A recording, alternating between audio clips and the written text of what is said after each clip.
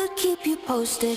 Picture perfect lives, imaginary worlds, heavy cloud of minds. I think I'll pass on that.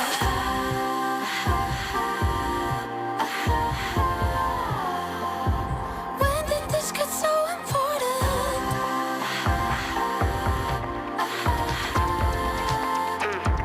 Maybe it's not. I don't really care. I'm going offline forever. Get out of my hair. I weaken all my core values.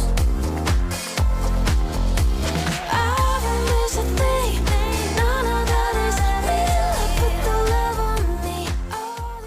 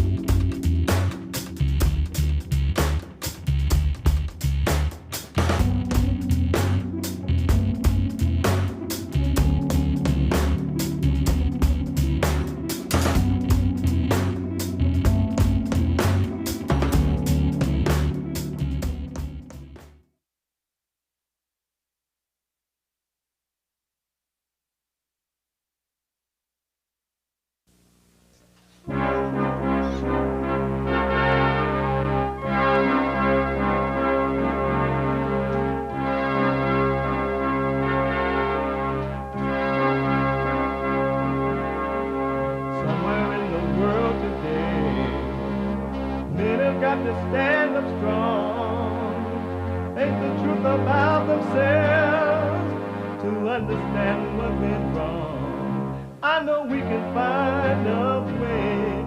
I know we can find a way. I know we can find a way to stand up, stand up, stand up.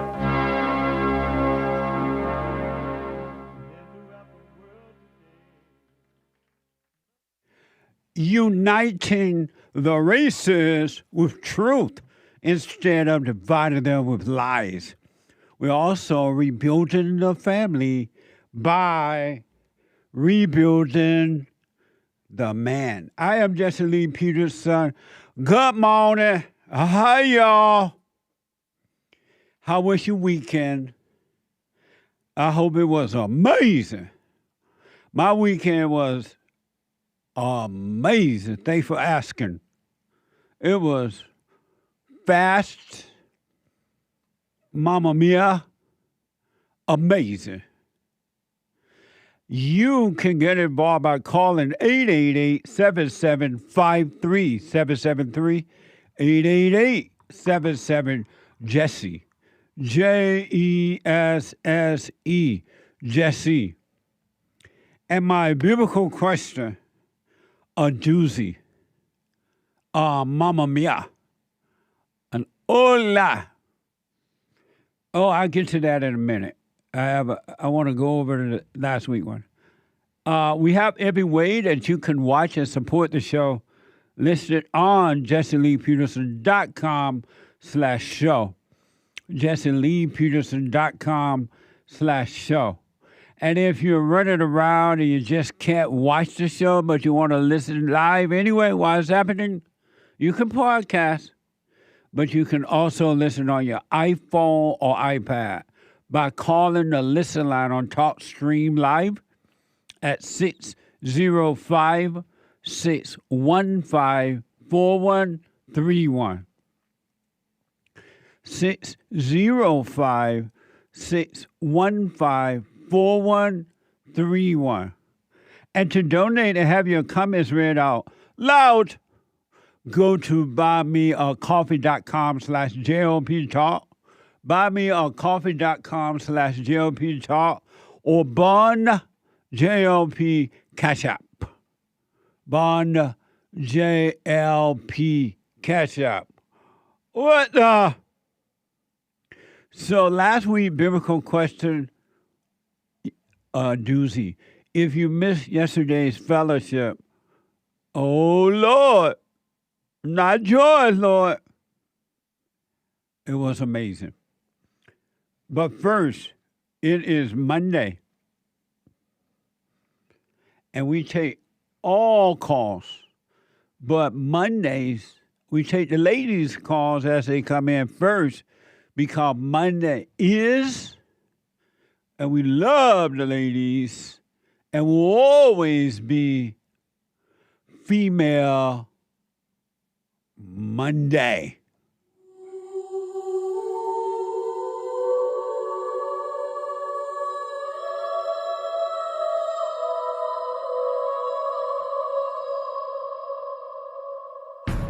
I like to make men uncomfortable. All my life I had to fight. Let women take over. Some of us believe that women are getting paid less than men. I proudly say I'm a feminist. Thank you. You're welcome. Deep in their soul, they want to be home with those babies. We've been lied to for so long. I do believe we shall overcome someday. Amazing. So, yesterday fellowship.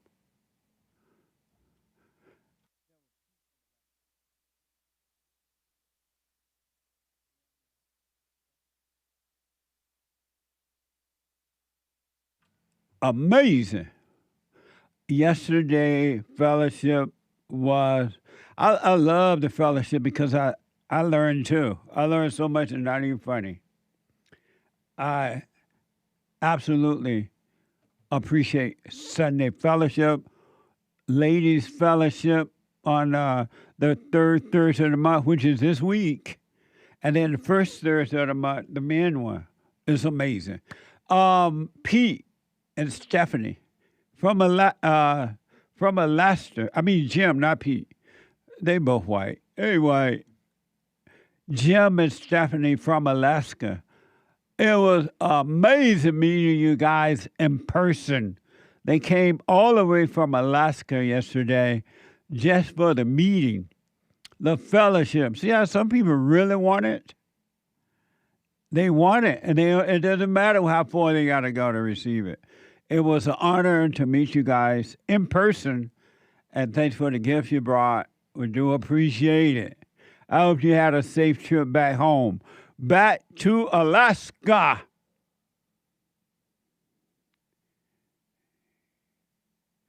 Amazing. Good to meet you guys. But if you missed yesterday's fellowship, you can podcast by going to rebuildingtheman.com/fellowship. I mean church. rebuildingtheman.com/church. And so we dealt with last week, biblical question. The absence of darkness is light. The absence of evil is good. What does that mean? And what it is, human nature, all human beings, human nature is dark, is evil, and there's no light in it. And the proof is in the pudding. Look how you feel. Look how you think. Look how you treat yourself and others. You have no light, meaning you have no love. Your nature is dark and wicked and is of your father, the devil. And you can't see. Forgive them, they know not what they do. They are blind. They can't see, right? And so once you start realizing that, and then you start to work on yourself, and you will open yourself up so the light can come in and destroy the darkness inside your mind and body. And then once the light destroys the darkness, it changes your nature, which is of evil. It changes your dark, wicked nature from darkness to light. And now you're of the light and no longer of evil. And when evil is gone, goodness resides. It lives there. It dwells there. And so the absence of your dark nature is light. And the absence of your evil nature is good. And the thing about truth, if you really, really work on yourself and just become self-aware, if you remember to be present and never forget to be present, the light will give you a new nature. It will destroy the darkness. It will destroy that old evil nature. I was thinking about reflecting on this last night, how horrible, and there are no words to express, human beings treat one another. And they don't seem to realize, well, I'm a human being. I'm created in God's image. Why am I doing this to myself and others? What is making me do this?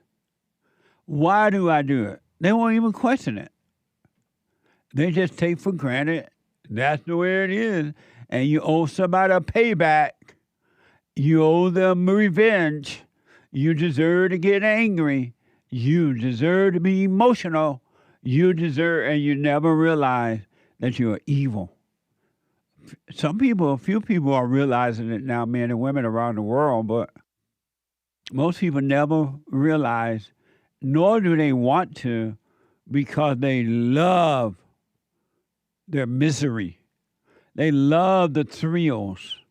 And you can take the thrills away from them if you were God. You know that God doesn't take your thrills away if you don't want him to. He's not going to impose. He gave you this life as a gift from him, and you can do whatever you want with it. Whatever you want to do with the gift, you can do it. He's not going to get mad. He's not like human being. I gave you a gift, now I'm mad if you don't treat me differently or I'll take it back and blah, blah, blah. It doesn't work that way. So the absence of darkness is like your old nature. When that is gone, you will be of the light. Amazing, huh? Brand new biblical question. It's a doozy too. And it's for those who want to overcome. It's not for everyone. Only those who want to overcome. And those who don't, I wish you well. Really. You don't have to, no sweat off my back. Which do you prefer, being good or doing good? Which do you prefer, being good or doing good? That is the question. And it is an amazing question. What that is, Skynet? I think that's pure goodness Oh. that we're looking at. How did you find pure goodness somewhere? I Googled it. Derek Googled it. It's on Google. Yeah. The same place you learned to fly. Heaven.mp4. Amazing. Which do you prefer, being good or doing good? Brand new biblical question. The great white hope, Donald Trump, what a matter of man is this? He's over in Israel right now, celebrating the end of the war between Israel and Hamas, right? Hamas. Amazing, huh? President Trump arrived in Israel on Air Force One and was greeted by Israel President Netanyahu. Trump has traveled to the Middle East along with other world leaders for a peace summit to end the war in Gaza. That's from ABC News. What manner of man is this? The wind and sea obeys him. And they call him daddy. And some call him king. I call him the great white hope. Amazing. Today is Columbus Day. Isn't that amazing?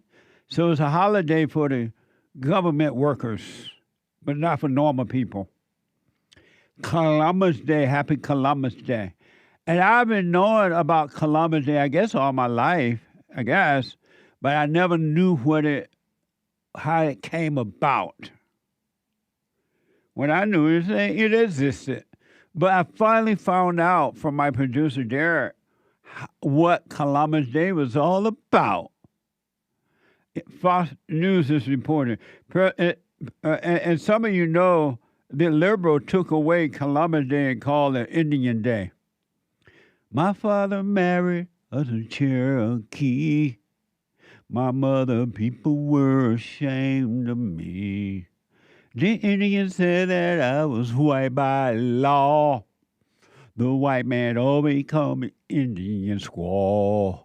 Happy, she's no good to want. Happy, that's all I ever heard. I love her, hate the word. Amazing. President Donald Trump, so they were trying to call it Indian Day when it's really Columbus Day. What President Donald Trump, according to Fox News, President Donald Trump cabinet and others at the White House broke out into applause on Thursday afternoon when Trump signed a proclamation honoring Italian explorer Christopher Columbus. Watch this from Breitbart. Now you have another one that's, this is like I think, very non-controversial, frankly, but some people would say it's controversial. Go ahead. This is like Explorer Day for you, sir. Today we have your Columbus Day proclamation for Monday, which we're signing a bit early. Christopher Columbus obviously discovered the New World in 1492. He was a great Italian explorer.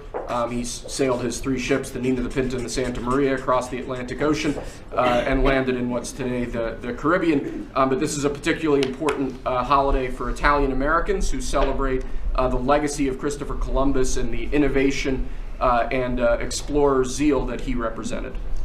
In other words, we're calling it Columbus Day. Okay. Yes.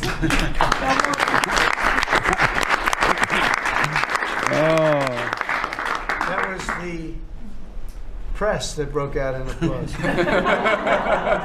That was, can you believe that? I've never seen that happen before. The press actually broke out in applause. Good. Columbus Day. We're back. Columbus Day, we're back, Italians. Okay? We love the Italians. Amazing. So, hey, Italian man founded America. Discovered the Americas. Christopher Columbus discovered it. I thought a white man did that. But Italians are white, right? He was white. Huh? You hate to say it. You sound like you hate to say it. No, it's say fine. it. Italians are white enough to be hated. You hate to say it. No, I'm fine. Don't be a hater. I heard. Well, I don't want to step all over your story. Here's a portrait of Christopher Columbus from 1519 titled Portrait of a Man, said to be Christopher Columbus. Here's an image of it. There he is. He white. Yep. Some people say he was Jewish. But he looked white. Right. He got a big nose. He's white. Congratulations. May his soul rest in peace. Founded the greatest country on this side of heaven. Not founded. What's the difference between discovered? What's the difference between discovered and founding? Because he did not found. Who found it? Founding it is like you founded Bond. Oh, so who found it? Founded it? Mm-hmm. He found it, but he didn't founded it. It wasn't founded by him. It was found by him. And then, and as you heard in the Caribbean, he landed in the Caribbean or Caribbean. He didn't land in America. I don't think he touched the United States land mass. So how is the Caribbean in the Western world? It's in the Americas. Yeah. Oh, it's one of those islands. It's a bunch of those islands, right? I guess. Is that Gulf of Mexico? Is that Gulf of Mexico, or is it just Atlantic? Let's not go there. Yeah, don't show how smart you are. And NPR is reporting that President Benjamin Harrison, first commemorated Columbus Day in 1892.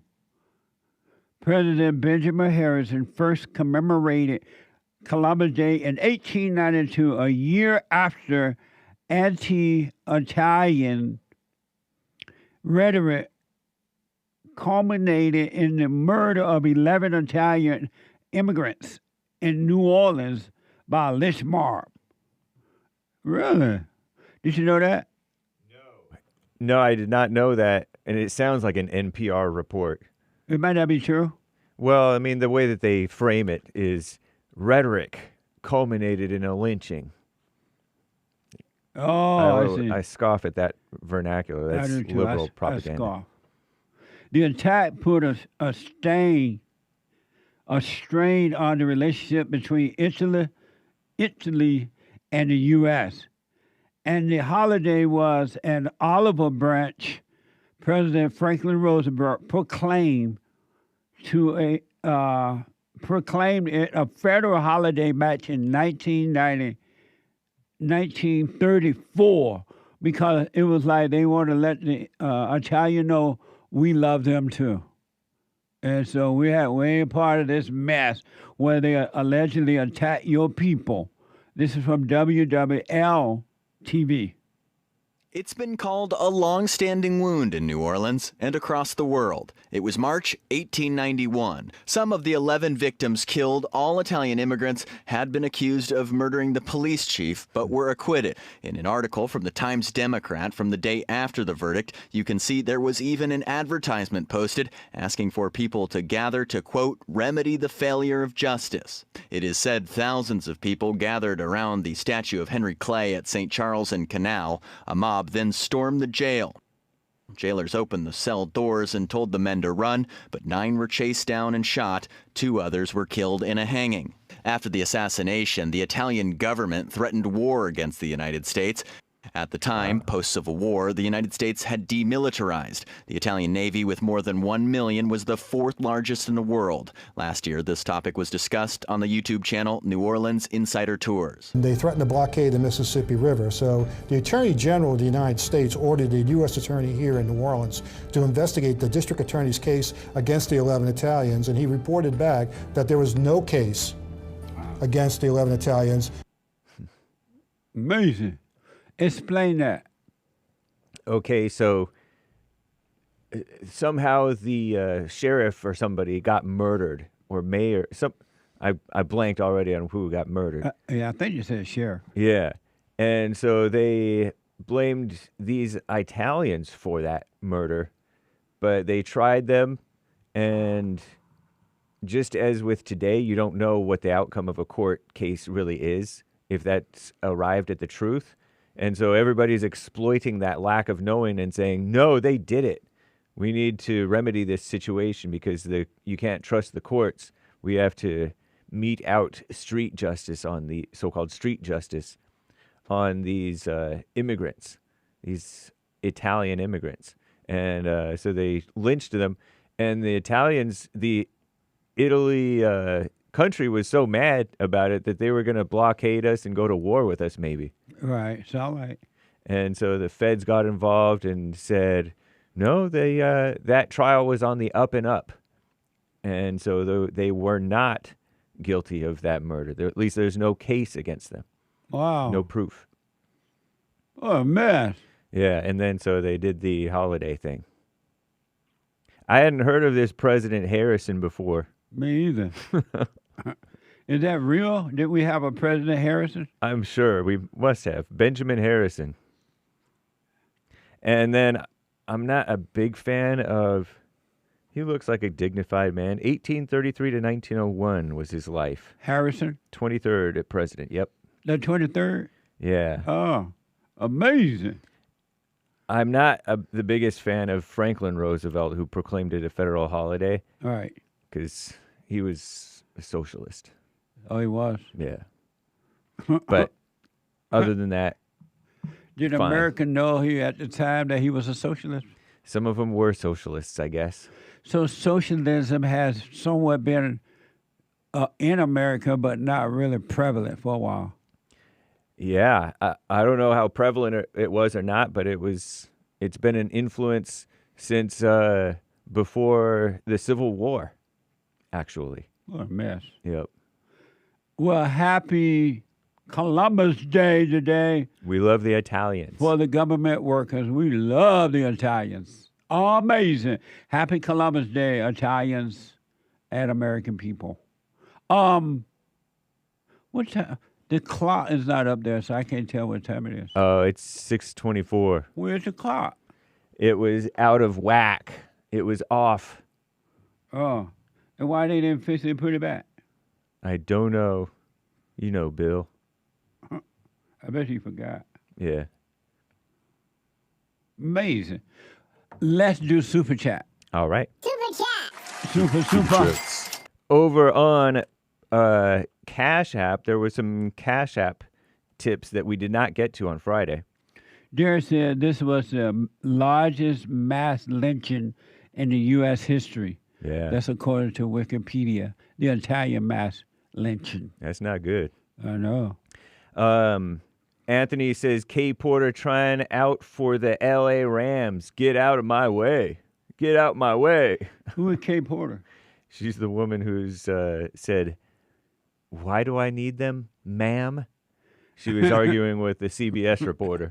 Is she trying to play with a men's team or lady team? I don't think that she's trying to run for governess. Oh, California. Okay. Oh, yeah, that lady. Yeah. Oh, okay.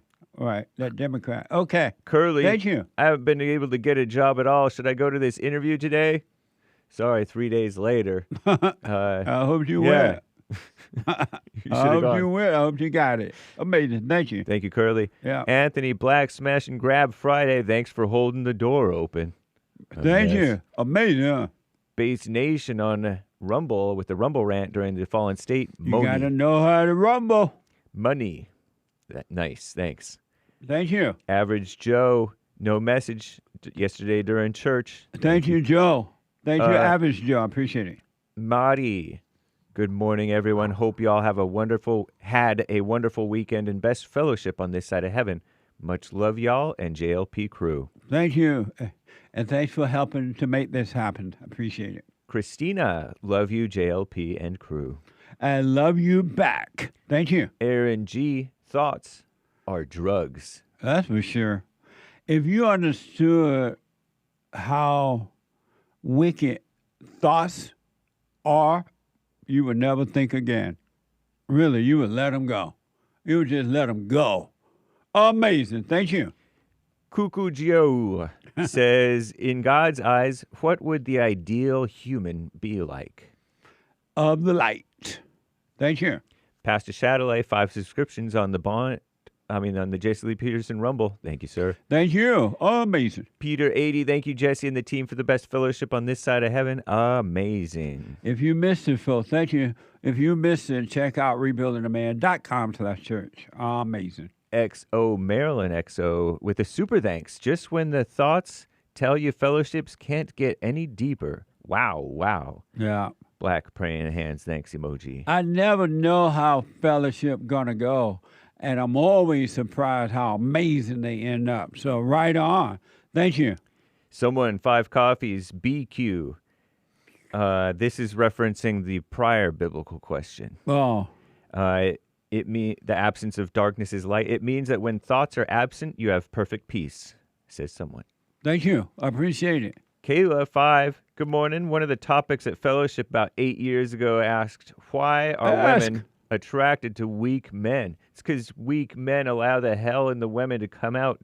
2 devils interacting, all for the thrill. Does a strong man correct the hell out of the woman? Thank you. Amazing. Well, he can point the way, but only God can take it away from him. No human being can take away hell from another person.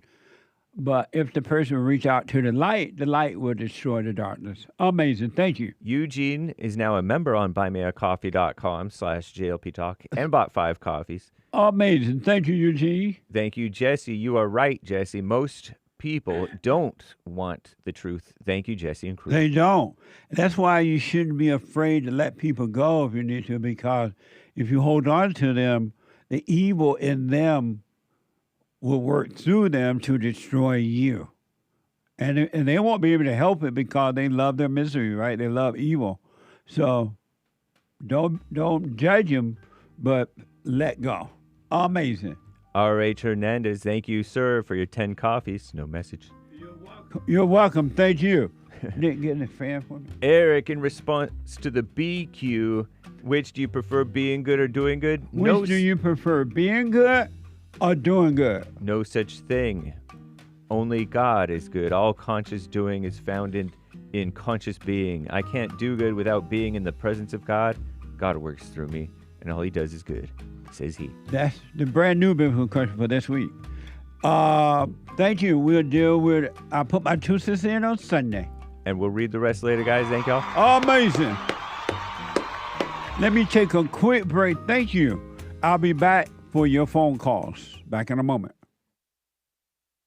I noticed after a while that when these guys overcome their anger, they have amazing ideas about starting a business, but because they've been told that if you don't get a loan from the bank, or if you don't have a 5-year plan, or if you don't do this, and it's just simply not true, it's the first step.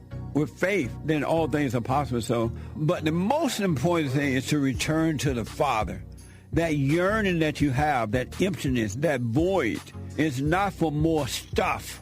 It's not for more friends. It is a return to the Father, because there's no way you can return to God and be angry at your earthly father. So thank you all so much, right? People around the world donated to Bond at rebuildingtheman.com, or they call 800-411-2663, and we're still committed to pointing the right way for men and women to return to the Father.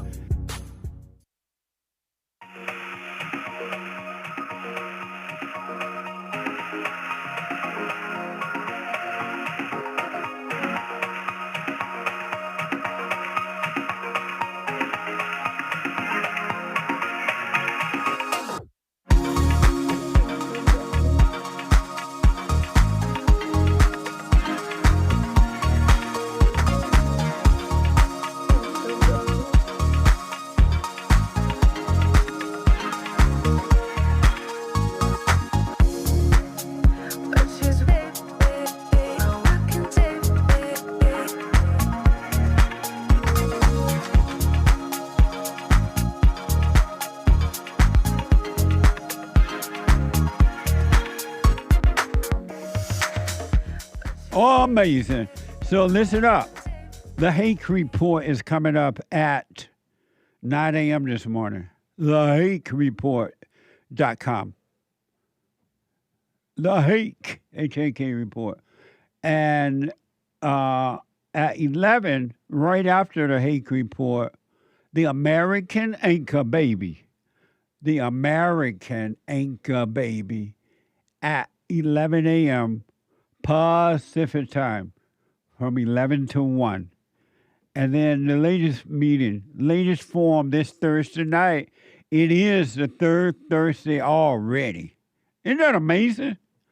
What happened with time?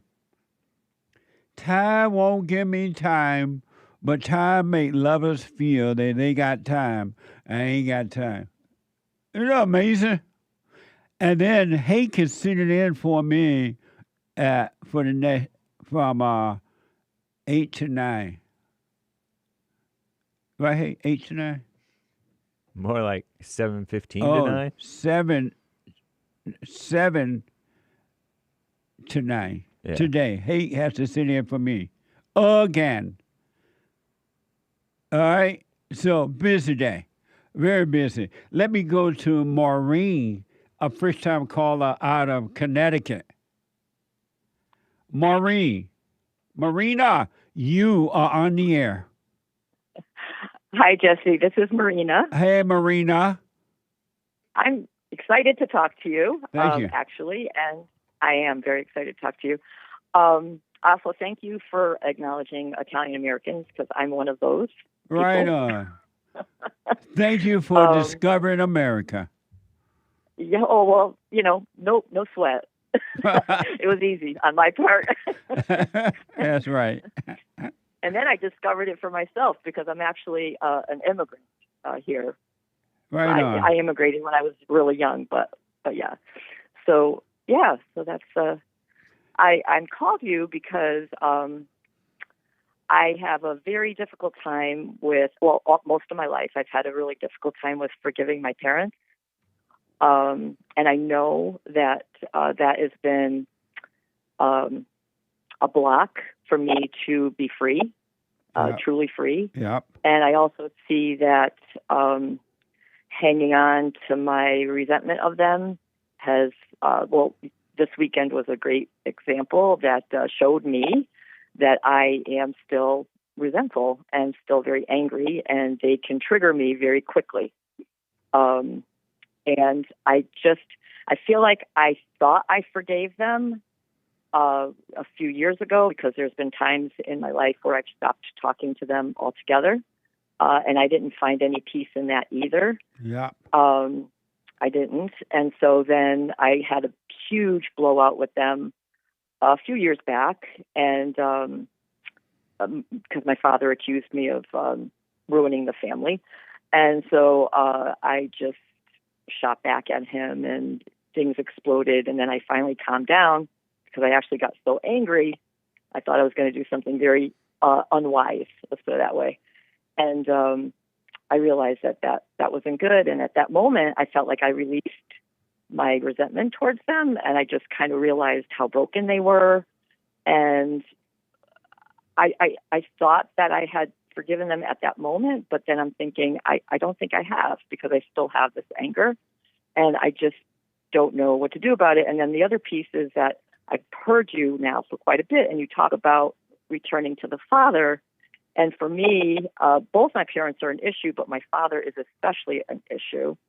And actually, that's prevented me from my relationship with God a lot of the time, because I kind of project my father figure, which, he was pretty horrible to me, when I was very, very young. And I've had such a really hard time truly, I don't know, I think I just had a hard time. I'm having a hard time letting that go. And I'm having a hard time knowing how to be around them when a lot of, they're still very, I guess, what you would call in their own anger and in their own brokenness still, and it's difficult to be around them getting sucked into their, trauma. So I don't know if you can help me with this. And so your question for me is giving what? it a shot. well, how do I let this go? How do I, what should I, like, and also how do I, have I really, if I have all of this, should I talk to them again and maybe say something like, I'm sorry for resenting you all these years and holding on to the anger? Because I don't think I said that explicitly to them. Right. You know, I just basically said, in my own mind, I said it. And in my own mind, I said that I forgive, like I told my dad, I forgive you. In your mind, you said that? No, I told it to him in person. I said, I okay. forgive you. And I said to him, you know, you need to ask God for forgiveness. I have already forgiven you. I let this go, in other words. But you need to ask God for true forgiveness. So I have done that with my dad, and my mom was right there, and I didn't forgive her quite as explicitly because she just took on a very martyr role, and it was all, you know, she was also a victim in all of this stuff, and she doesn't see her part at all. But that's okay. Yeah. But that's okay. You know what I mean? It's like, I get it. I see it So let me clearly. ask, because of time, how old are you now? Sure. I'm 65. So let me ask, what is it about you that causes you to believe that you are better than them so you don't need to forgive? Couple things. So one thing is I've hung on to my victim identity for way too long, and I am having a hard time. I know I need to get rid of it because it's just been the worst thing I've ever done in my life is to see myself as a victim, and it's just resulted in a lot of bad decisions on my part that I had to take full responsibility for. So you believe that you are better than your parents? I think I do. And that's why you won't forgive?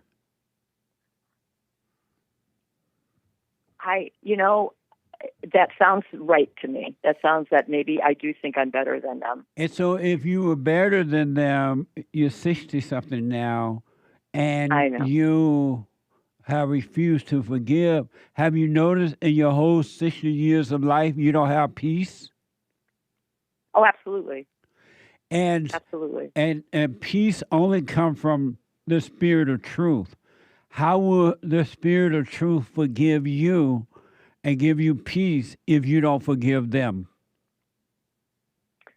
Right. No, that was a question. No, I don't know how to, I need to do that, and I'm not sure if I need to do that again. Yeah. Should I do it I should do it again. You go to your parents and say, once you see you're wrong, do you see that you're wrong for being angry at them? Yes, I do. Once you see that, then go and, hey, I'm wrong for resenting you guys, and I apologize. I realize now you couldn't help yourself. I'm 60-something years old. I'm still miserable. I can't help myself. So I understand now. And whether they admit anything or they apologize or they blame you or anybody else, that's on them. You are not responsible for anyone but you. And so once you admit you're wrong for being angry at them, then God, the Spirit of truth, will take away evil from your heart and give you perfect peace. Okay. It's not going to happen any other way. Yeah, because I suspected I hadn't done it completely because I was still feeling that. Like yesterday, we got into something and I was still, stirred up with my anger. And I'm like, wow, so I just said to myself, maybe I just really haven't forgiven them the way I thought I did. Well, you haven't. In my heart. Because had you forgiven them, you would know it. Got it. So you got to... have you heard me talk about doing the silent prayer?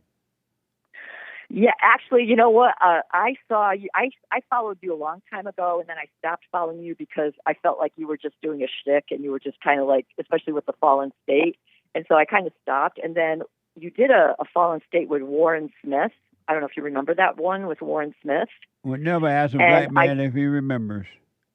Okay, all right, but you did it, and it was like a couple of months ago that I saw it, and I was just like, oh my goodness, it finally clicked what you were trying to do by the way you were asking him questions, and I'm like, I have underestimated Jesse Lee Peterson. I need to relook at that, and that now I have been actually doing the silent prayer. Good.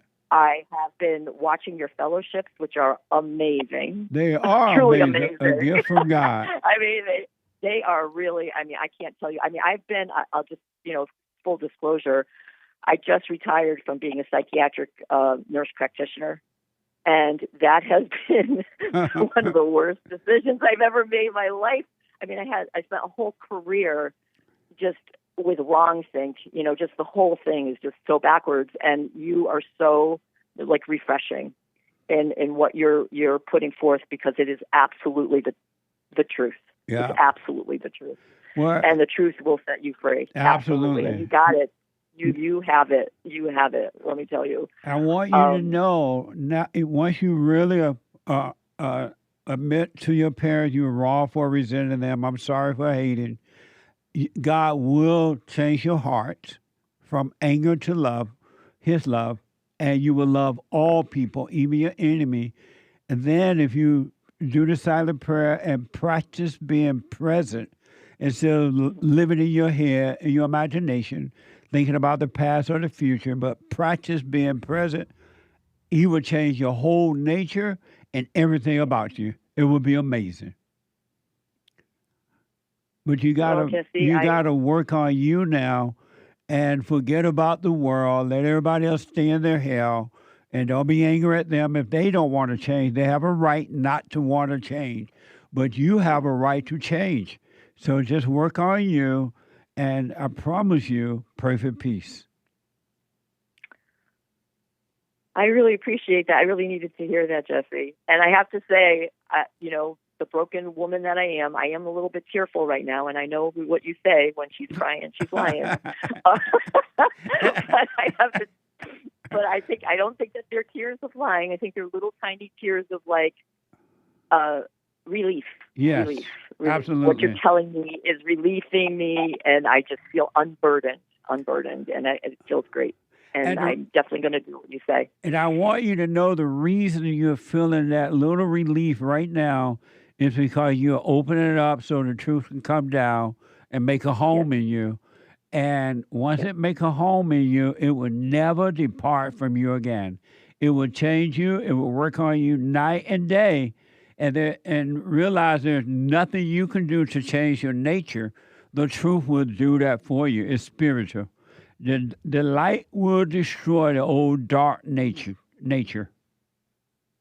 Yes, absolutely. But you got to forgive your parents. They can help themselves. They did the best that they can do. It wasn't right, but that's all they had because their parents screwed them up. Exactly what they did to you happened to them, and they just didn't have love to give you. That's actually very true.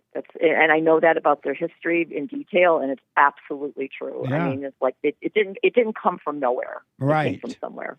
Every parent on this planet doing the same thing to their children. Everybody has the same problem. Some people overcome, most don't, but it's the same problem with everybody. They gotta repent, meaning they gotta admit they're wrong for judging, and God will forgive them and make them free. Yeah, I think part of the problem too is I thought I was special because of what they did to me, like what my dad did to me specifically was like sexual abuse, and I was very young, and I think that caused me to think that that was worse than normal, like everybody else. No, right? So that kept me very much in that mindset of like I was especially harmed differently than like most other people, which I don't think it's true anymore. It's not. I think it's all pretty much the same. Pain is pain, no matter what kind of pain. Pain is pain, and it doesn't matter what type and what constant, it's still pain. And so your body has healed, but your spirit hasn't. And once you go and forgive, it will heal and you'll be free. Amen. And I'll be free indeed. Absolutely.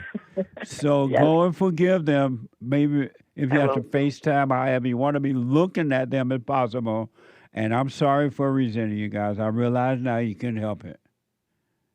I will absolutely do that. I know that's what I need to do. Absolutely. And thank you so much, Jesse. You're welcome. Let me know how it goes, all right? I will let you know. And okay. God bless you. Thank you. Yes. You too. All right. Bye-bye. Right now. It's the same problem with everyone. Let me go to CORA from Michigan. Let's see here. CORA, you are on the air. Hi, can you hear me okay? No, Okay, hold on. I can't hear you okay. Can you hear me okay now? No, I can't hear you okay now. I can hear you, CORA. Oh my God. Okay. Did you hear So- me? Did you hear me repeating what you were saying? Yeah, I know you do that to people all the time. And did you I know still that think that I could not hear you, even though I Honestly, yeah. repeated what you were saying? Yes, because I was on speaker and they specifically say don't go on speaker, so I actually believed it. All right. No, that's funny. But so I have a question. It's a little bit more on the TMI side, but also really, really beautiful a lot for Christians and me. I'm very curious about it, and so I thought, what better person to ask than you? But so here's the thing. So the purpose of like SEX is to have children, right? Yeah, to make babies. Okay. So my question for you is it okay in God's eyes, if you know, to do that with your husband while using protection, so you're clearly not trying to have a baby, just for the sake of it, without the intention of having a child? But why would you get married if you're not going to have children? There's no other reason for marriage. Well, no, I am. I want to have children, but at this point in my life, and it's not in the way due to just like I still need to lose some more weight to be healthy for that stage, and just stuff like that. And so there's some internal things that I have to take care of, especially my health. But obviously God's will is God's will. I mean, if something happens, something happened, but that's not our intention. And to me, I hear so many Christians say, like, I've went to a sermon before where a pastor's like, yes, like pushing SEX and stuff. So I just need, for my own clarity, to understand what God feels about, like, doing that act without the intent of having a kid. If you're married, it's fine as long as you're not using it to escape reality. As long as it's a quick bam, bam, thank you, ma'am. Well, I don't know what that entirely means, but I do have to ask a specific question. But God is not. So you're married and you can't have children right now because of your health? I would say it's not the smartest thing to do. I'm on a weight loss journey right now. I'm on a lot of amazing supplements to help set me up. And I'm also doing a full-time job. We're saving for a house. So it's just not in the way. So we're actively using protection to prevent that. Like, we're not trying to have a child. So neither one of you nor your husband want kids at this point? At this point, but we really want kids. Like, we want that. Well, but no, just not this second. Since you're married, God's not going to hold that against you. Okay. Yeah. Okay. And I didn't think so. And I asked my husband last night because I'm working on trusting him as well as Right. I'm working. And he goes, I go, honey, like, how do you feel about it? He's like, if you're not abusing it, I don't think God would hold it against you. No, he's not. But here's the thing, and this is the really specific part that also ties into, it's not the same question, but hear me out. A lot of Christians think that, like, if a man finishes and does his business, that, like, that's a waste. Like, that's, in God's eyes, that's, like, horrible because you wasted, like, you know? Right. And I'm but just why curious do you put 1 ounce of a time thinking about what other people think about these things? That shouldn't even be a part of your thinking. Well, no, it's not, but it's actually like a biblical thing because, like, I think a guy named Odin, like in the Old Testament, like spilled his seed, and like now all the Christians think that, like, if a man finishes in today's world, that, like, it's wasting, and it's like wasting of a child. What did your husband say about all that? I asked him about that specific part as well, and he had told me that he just doesn't think that's true. Like, he doesn't think So that. why don't you listen to him and move away from it and not think on those things at all? Why don't you listen to him?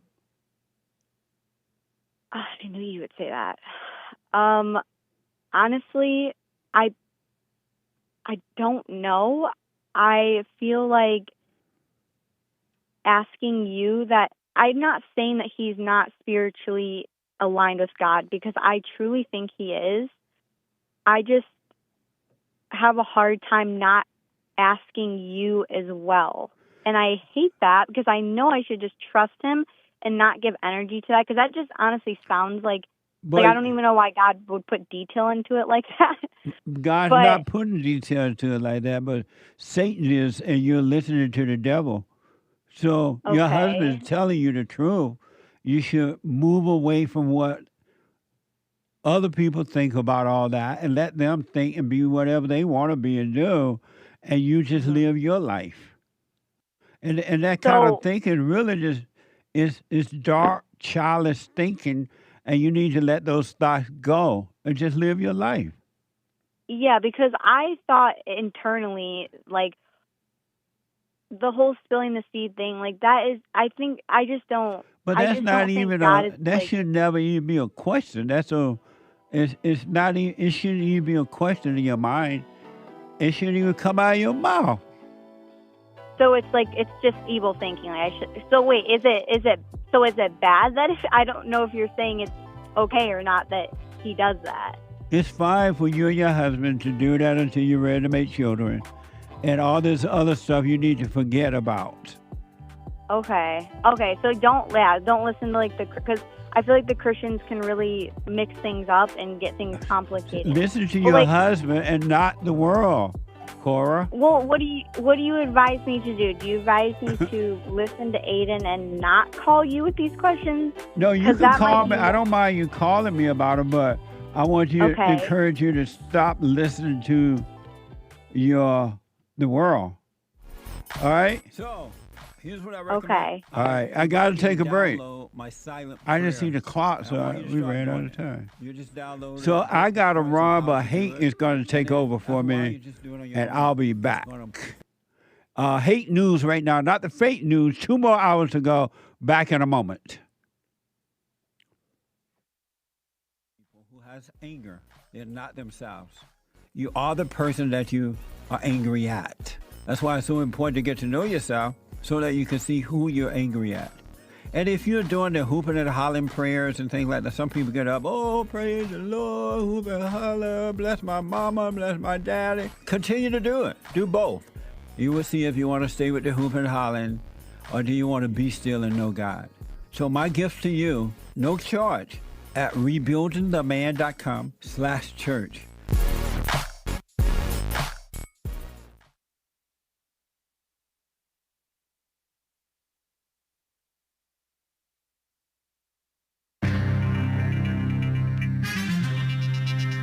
A whole lot of mess going on in the world.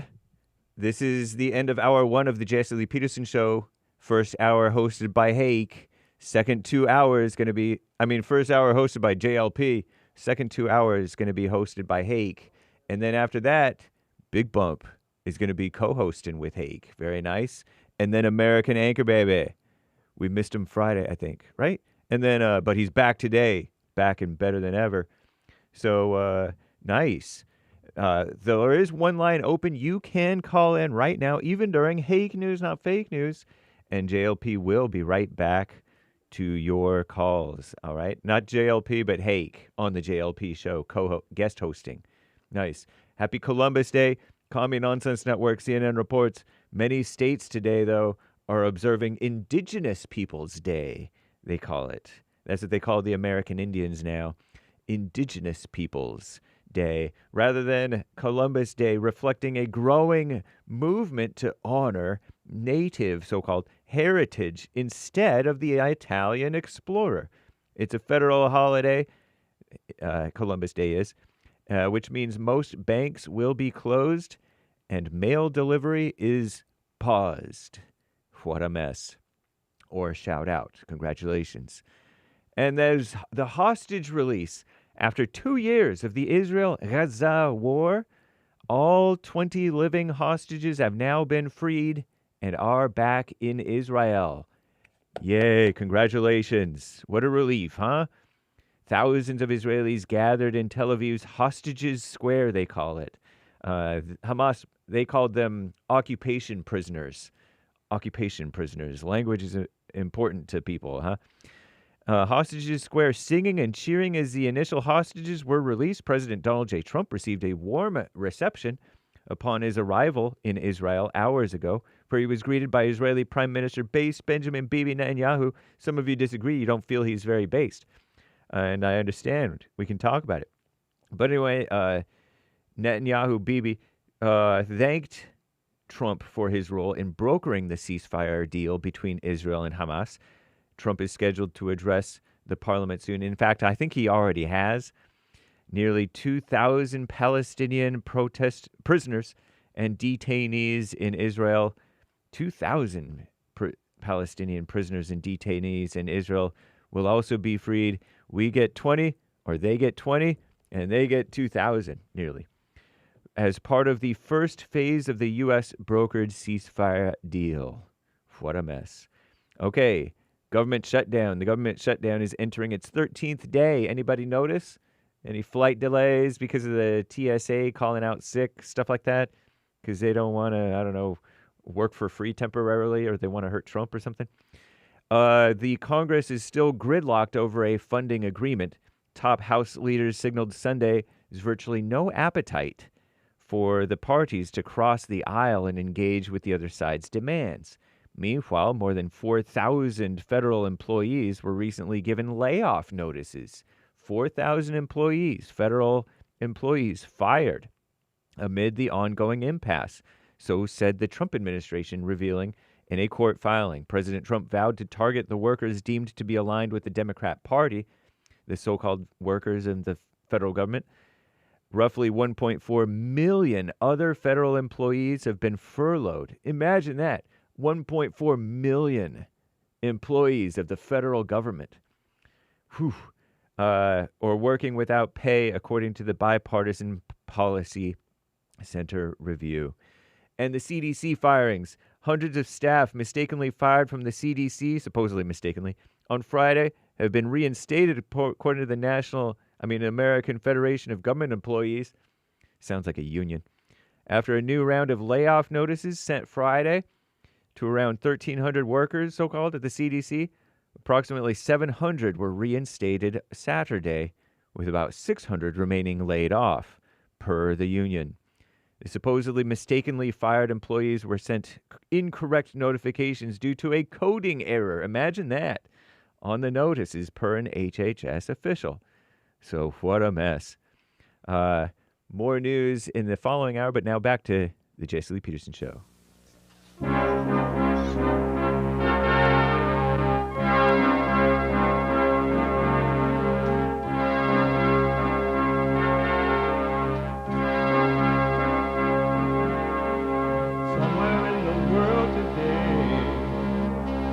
Got to stand up strong, face the truth about themselves, to understand what went wrong. I know we can find a way.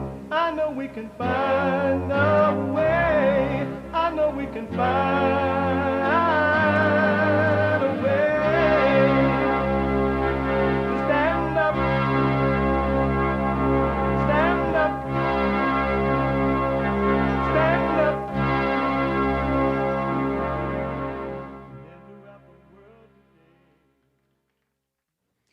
Uniting the races with truth instead of dividing them with lies. We're also rebuilding the family by rebuilding the man. I am James Hake, filling in for Jesse Lee, who is out for the rest of the morning. He's fine. All right. It's no issue. He just... let me send the show over to him so he can check it out. So I'll be filling in today. It is Monday, and it is Female Monday, because we love the ladies if we love anyone. It's also Columbus Day, and it is also so-called Indigenous Peoples Day. And it is Thanksgiving Monday, right? It is Thanksgiving for Canada. Yeah. Happy Thanksgiving, Anchor Baby. In Canada. Thank you. I appreciate that from an American brother. Right on. To this total Canuck. So welcome, everybody. There is one line open. You can call in, 888-775-3773. We will get to the rest of your Super Chats. Some of them we did not get to, and so I may hold those until we get to back with Jesse Lee, who should return tomorrow morning if the Lord is willing and the creek doesn't rise. I have to say it a little bit more white than JLP says it, because I am white. I'm from SoCal. But so we will get to your Super Chats tomorrow, okay? The rest of your Super Chats. But we will get to any new ones that come in for us today. So buymeacoffee.com/JLP Talk and Cash App. Bond JLP on Cash App. All right? Very nice. So cool. So I'll try to keep an eye out on those, all right? And the D Live crew and all that stuff. Wow. Chirp Alert at 5,000 with a D Live super chat just seen now. But ladies, it is Female Monday. Nice.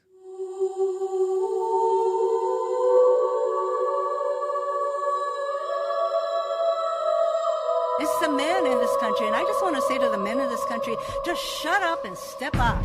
I like to make men uncomfortable. All my life I had to fight. Let women take over. Some of us believe that women are getting paid less than men. I proudly say I'm a feminist. Thank you. You're welcome. Deep in their soul, they want to be home with those babies. We've been lied to for so long. That gal saying, I probably say I'm a feminist. Thank you. Oh, timid. Typical. As a white-looking feminist gal. You need to be more defiant, young lady. Okay, so we have some topics from Derek that I'd like to touch on, and because there's crazy stuff going on in the world, and then we'll get to your calls and your super chats, all right? But one of the problems of these gals running things and voting and all this stuff is we've enabled single mothers, and we've enabled anger and victimhood, and angry victims and single mothers tend to raise more angry, out of control young people who feel justified in getting crazy for nothing. And not only do they feel justified, they basically can't help it. I was reading this story from Derek, the black producer of the Jesse Lee Peterson Show. 9 killed in separate shootings across Mississippi. Mississippi. M-I crooked letter, I crooked letter, I humpback, I. During homecoming week. Homecoming is in October, huh? Okay, so this homecoming has to do with high school, and there's a homecoming queen and a homecoming king, and I don't know what the point is, but that's what they call it. So NBC News reports from Leland or Leyland, I think it's Leland, but it might be Leyland, or it could be something else entirely, Mississippi. School homecoming celebrations in Mississippi, this is Leland, thank you, ended in gunfire. Black. Gotta be black, right? Shout out. With separate shootings on opposite sides of the state of Mississippi. This is that Republican state, but it has a lot of the out-of-control people, not Republicans. on Friday and Saturday night that left at least 9 people dead and many more injured. This is a clip from NBC News. Check this out. Here it is. Chaos as deadly violence unfolded in tiny Leland, Mississippi. We got to do better. Leland homecoming, man. Authorities say 6 were killed after a shooting on Main Street following the town's homecoming football game Friday night. People who were enjoying themselves last night found themselves faced with violence that no community should be faced with. The victims ranging in age from 18 to 41. Across the state, another deadly shooting. We have a medical call at Heidelberg High School. Going to be multiple people shot. This one at a high school football game in the small town of Heidelberg, where officials say 2 people died. Mississippi's governor says one of the victims was pregnant. Police today arresting an 18-year-old suspect. What a mess, huh? That young baby-faced 18-year-old suspect. I shake my head. I join with that black dude who was recording. We got to do better. But they can't.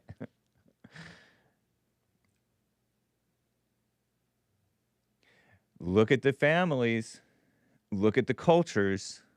High schoolers. I used to think, I grew up, I sometimes will say, I grew up in El Monte, where there's a bunch of Latinos. And there was like a shooting. There was one shooting one time where the salutatorian, the guy who would become like the second best grades-wise, he got shot in the leg off of a ricochet. So there was one shooting in my whole high school career, or maybe not even that. And I only heard about it. But that's nothing compared to what you guys are used to, down south with these people, or down around those black Americans.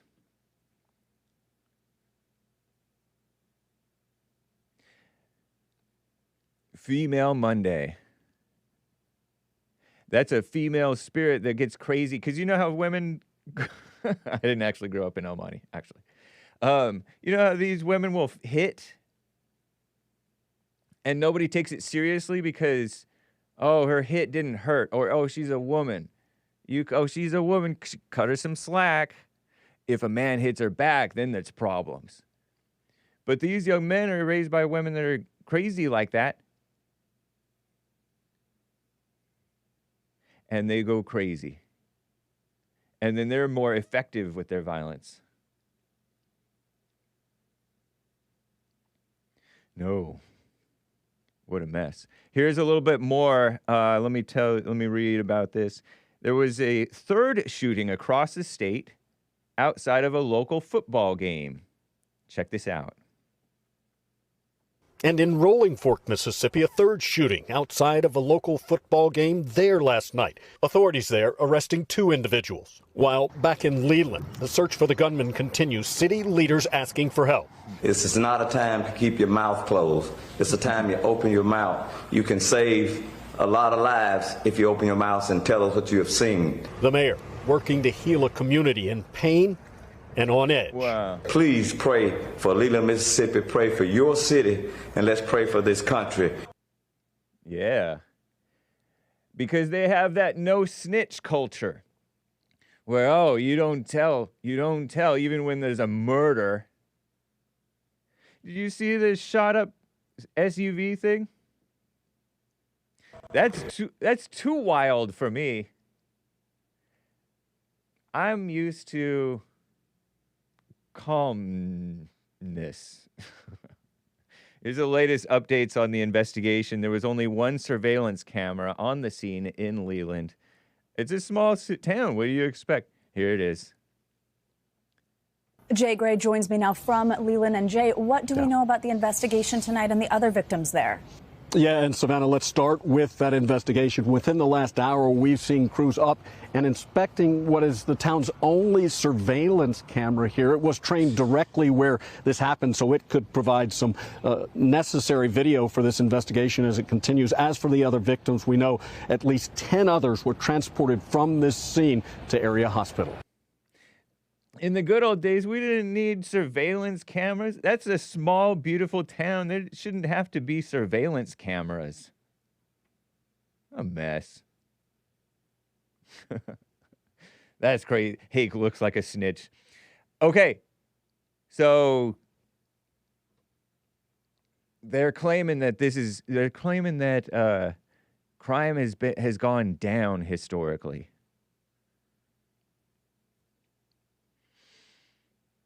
I don't know if that's true.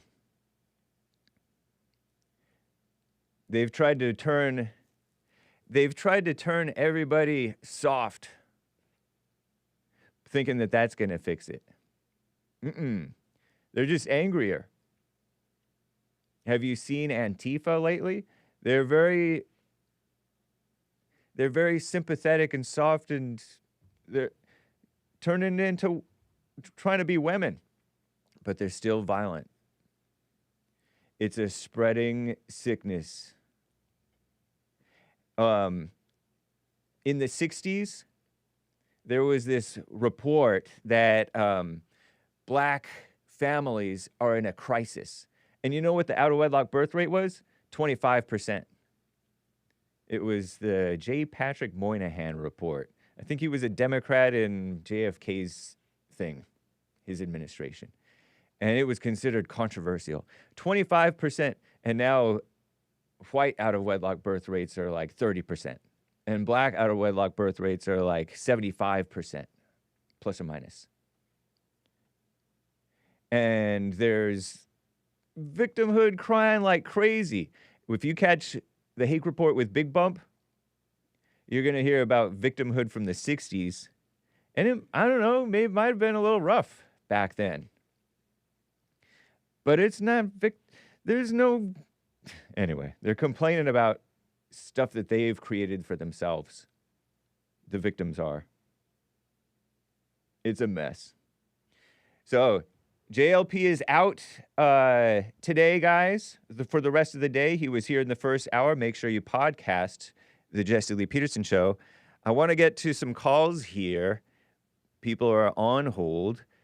Bernard is a first-time caller out of Los Angeles, California. Bernard, thanks for calling, sir. How you doing? How you doing, brother? Doing well. I have a question for you and your experts. All right. Is man making technology his God?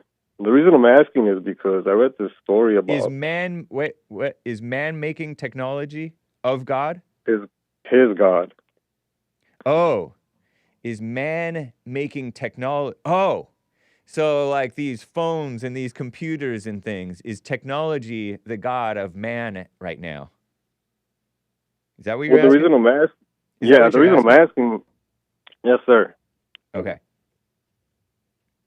And the reason I'm asking is because I read this story about the Walt Disney guy who froze his body. I feel like I heard that.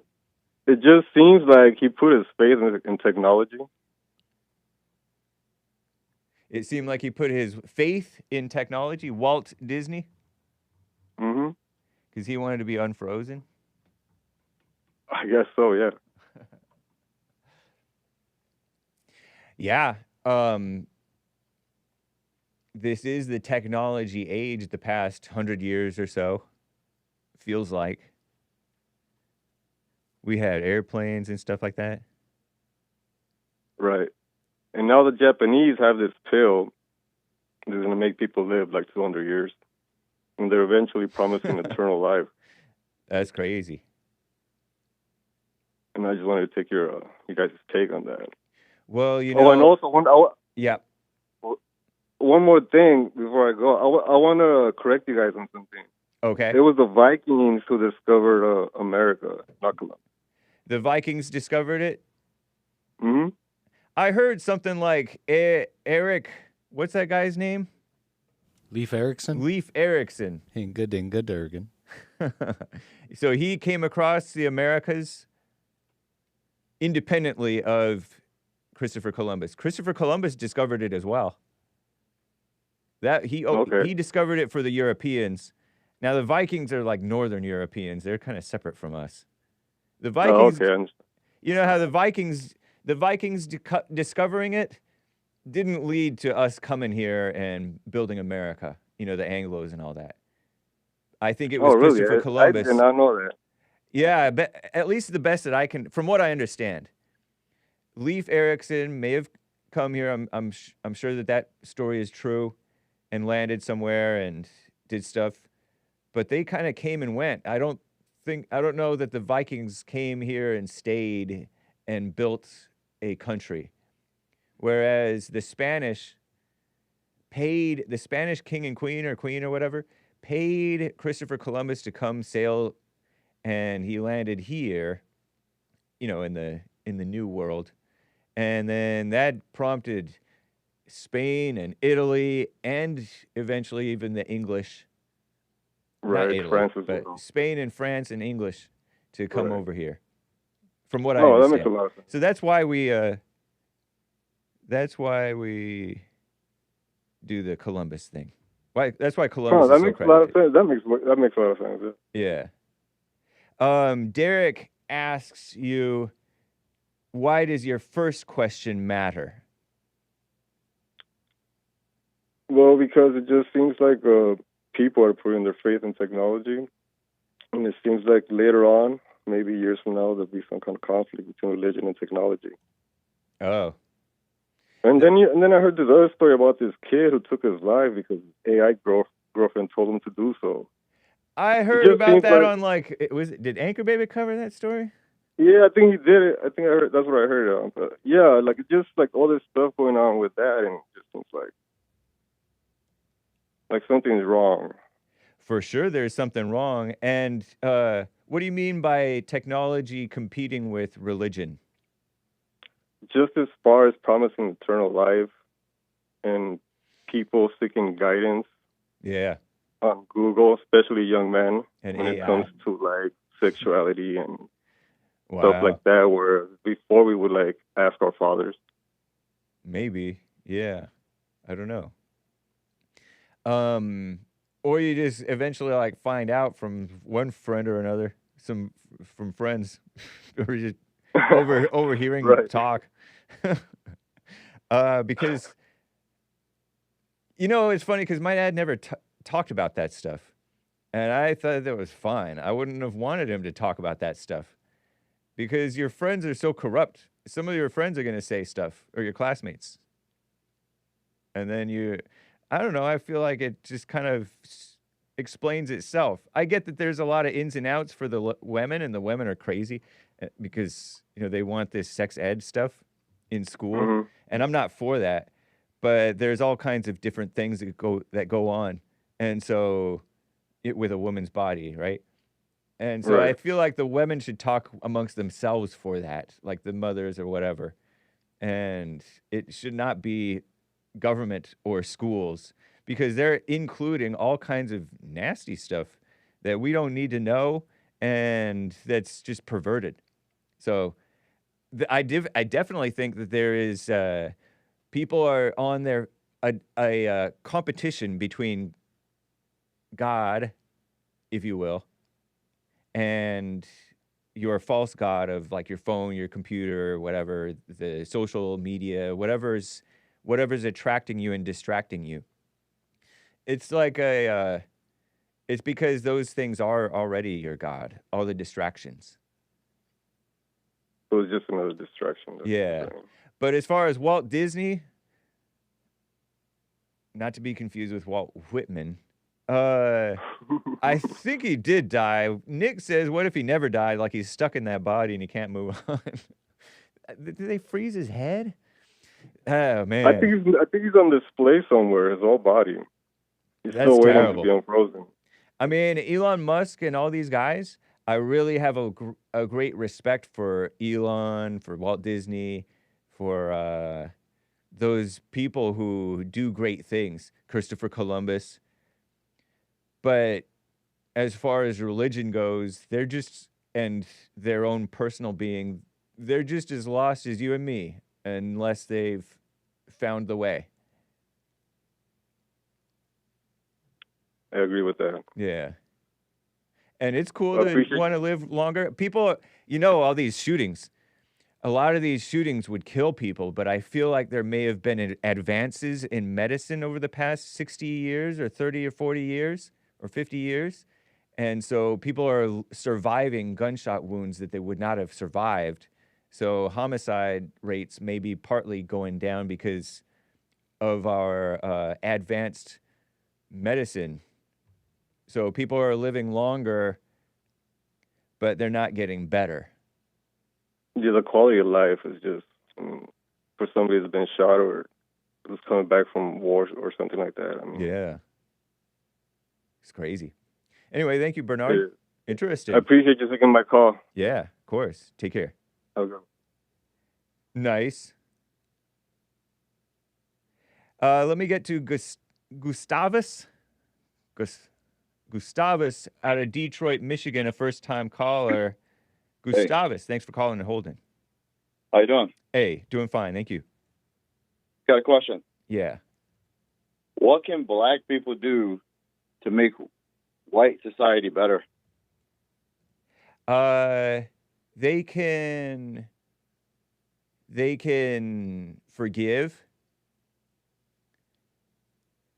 and that will set them on the path, and pray. Okay. And that'll set them on the path to be able to cooperate, be more cooperative with the whites rather than angry and bitter and antagonistic and bringing stuff down. Yeah. I bring that up because, there's a lot going on in the world, and we all see it. No one's really blind to this shit that's going on. Excuse my language. I know I can't cuss. But there's a lot going on, and I do know on both sides it's bad. I am white and black, so growing up seeing both sides of this, I can guarantee that it's if it keeps going the way it's going now, it's not going to be good. I was just seeing what you thought could possibly clarify and maybe get some of this fog released that's going on nowadays. Are you talking about like the racial tension type stuff? Yeah. Yeah. Yeah, so you're white and black. Yes. Yes. And actually, now that we're on that, I have seen more grace from my white side than I have my black. Actually, my black family won't even come and visit unless it's in the ghetto. Why? Which is very interesting. Yeah, and why is a good question. That was another one I was going to bring up. What do you think I should do in that scenario where my entire black side of my family will not want to go into the suburbs? They don't want to come visit in the suburbs? Oh no, not at all. They won't even want to call. That doesn't even sound real. It seems like blacks would, it seems like most normal black people, even black people from the ghetto, would love to visit the suburbs.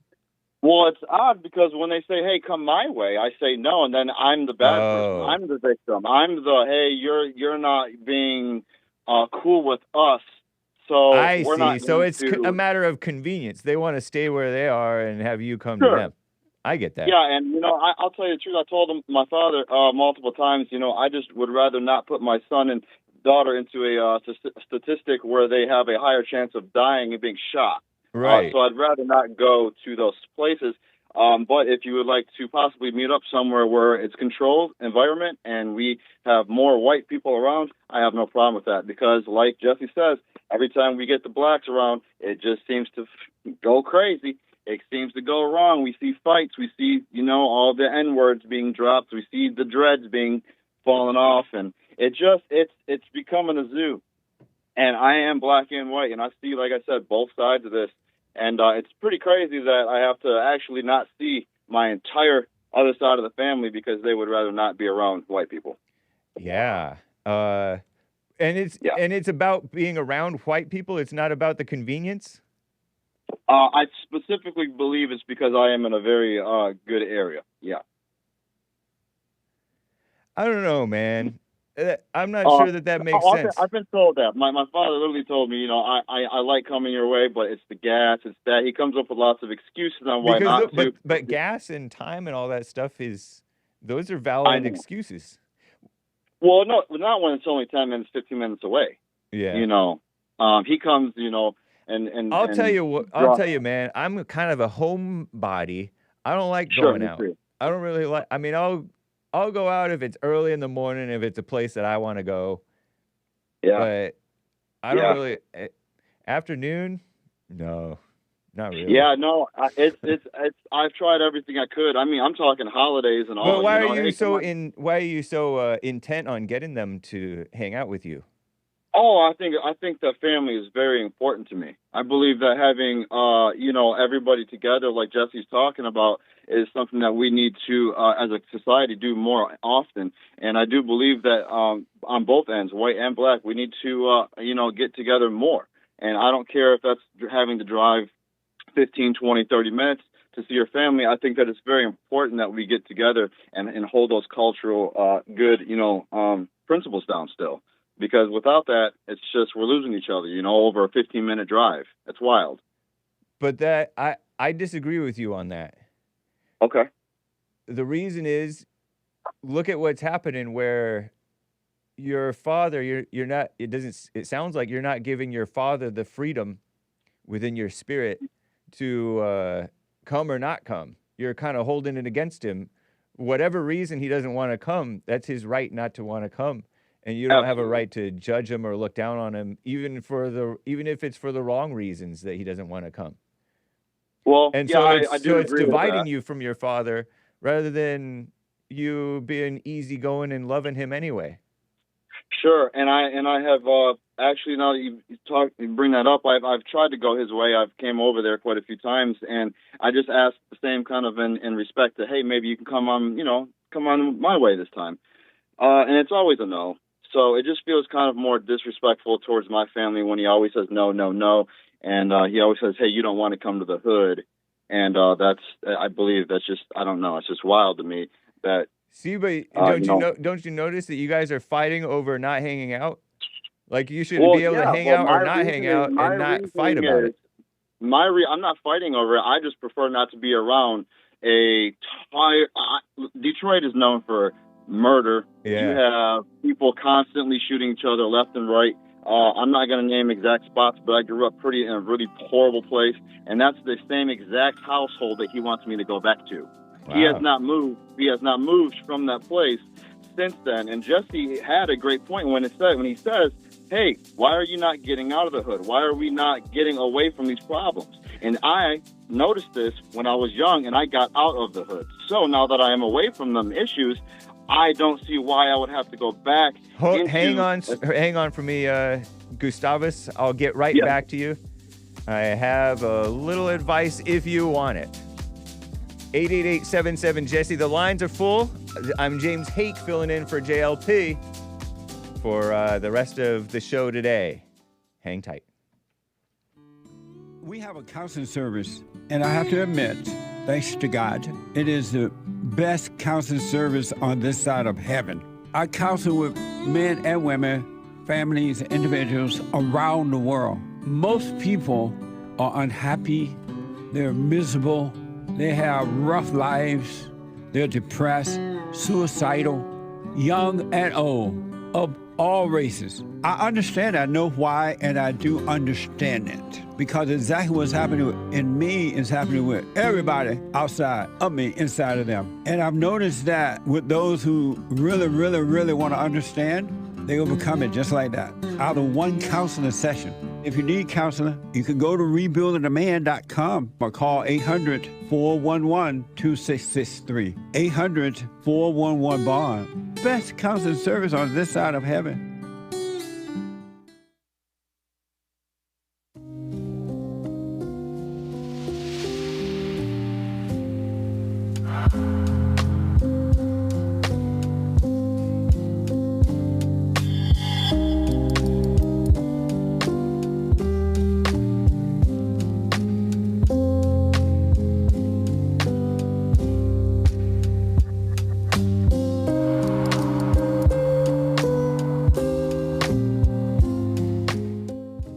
888-77-JESSE, JESSE. That is 888-775-3773. I'm, as you heard, James Hake filling in for JLP. Make sure that you donate to Bond. Whether you're a friend or enemy, do support Bond. You can go to rebuildingtheman.com/donate. In an hour and a half, or right now, you can call and leave a message, but in an hour and a half, the lines open up 9 to 4 Pacific time. You can call Bond, 1-800-411-BOND, B-O-N-D, 1-800-411-2663. You can send a check or a money order, P.O. Box 35090, Los Angeles, California, 90035, or scan that QR code thingy. If you screenshot it, nowadays the phones are so advanced, this tech, that if you tap on that thing, if you click it or whatever, you tap your finger on the QR code or some indicator thing at the bottom, it'll open up the web page to donate, to fill out the form and donate. It's cool. So nice. Do support. Ladies, there is a women's forum, third Thursday of the month, 7 p.m. at Bond in Los Angeles, headed by JLP, the women's forums. And the men's forums are first Thursday of the month, 7 p.m. at Bond. All right. And church with J.C. Lee Peterson on Sunday for everybody. Make sure you catch yesterday's church service. It was cool. Very nice. Women's forum. Ladies, be there. Don't be ridiculous. And like I said, church on Sunday for everybody. Church with J.C. Lee Peterson, rebuildingtheman.com/church. And some people fly in or drive in on a Thursday, come to the women's forum or come to the men's forum if you're a man, come to the women's forum if you're a woman. And then they just stay in town and stay for church on Sunday. And it works out like that, which is cool. I like that. That's what I would do. They're a highlight of the month. All right? Nice. So, let's see. What else? I will get to more of your super chats. I have seen some of them coming in. I appreciate them, guys and gals. And like that. Make sure that you're following J.C. Lee Peterson on Rumble and X and all of the different places. And nice, like that. Let me get back to Gustavus before too long here. We have the lines are full. Gustavus is on the line. He has a problem with his dad not wanting to come to visit him. And then he goes and visits his dad, and his dad doesn't want to go visit. And so it's causing a conflict. And he's like, blacks and whites should be coming together. And he's big about family. Gustavus, out of Detroit, Michigan, are you there? Yes, sir. Do you want my advice on this situation? I want your advice on the situation. Okay. Take your eyes off of your dad and check yourself, because you are complaining about him, and that has nothing to do with family. Your being all about family is messing up your family relationship with your father.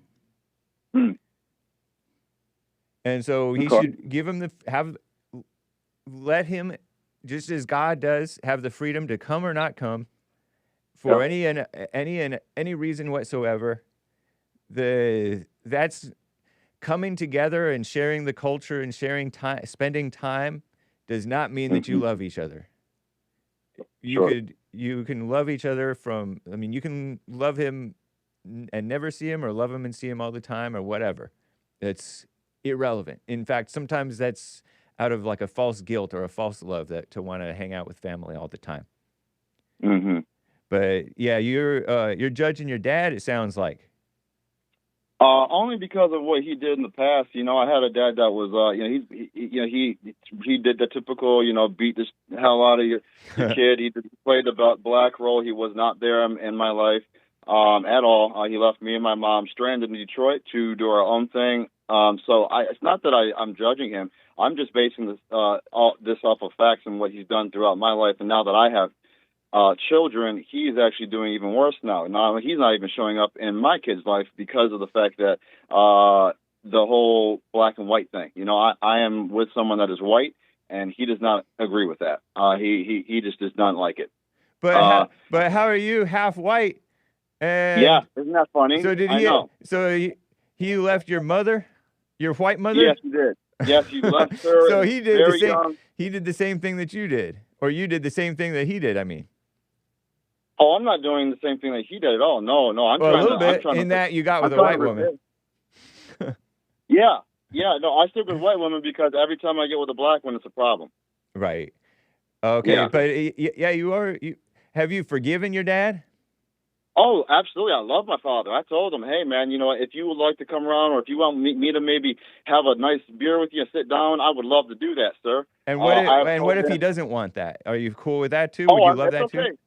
It's okay. Yeah, I accept that. I'm 100% okay with that. I Nice. just thought that I'd call in and let you know about that odd scenario. I just, so if he wants to go his way, that's perfectly fine. I'm just going But to if live you're my all life. about family, the grandparents don't have to see their kids much. Oh, no, he sees them never. He never. They don't It's have a to zero. see them ever, really. I agree. It's just sad to see the blacks again being disassociated from the family. So we have the same scenario playing out where now my son will not see any of his black family members because they don't want to be around the whites. They don't want to come and visit. They don't want to come and be near good sound folk. They want the blasting music. They want the cookouts, let me roast you. I'm not into all that, and I kind of like to just relax and have a good civil conversation, and he can never seem to do that and get a coherent sentence out. But with your attitude, I don't really blame him, I don't think. Oh, I don't really have an attitude. It's just a kind of a The frustration attitude over that the you're years. portraying here is like a looking down on him attitude. Oh, no, I would never look down on someone that literally tried to raise me, So I'm letting him live his life, and I have no hate in my heart. Is this how your mother talks about him? No, not at all. No. All right. No, she doesn't. I literally just am going off of. Well, like I said, life. just keep your eyes on yourself. And if you're all about family, you should be about your family, which is your wife and kids, not your parents and stuff.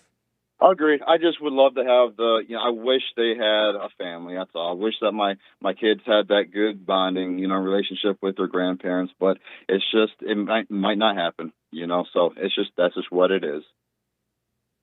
Nice. Yeah. Appreciate you, man. Feeling.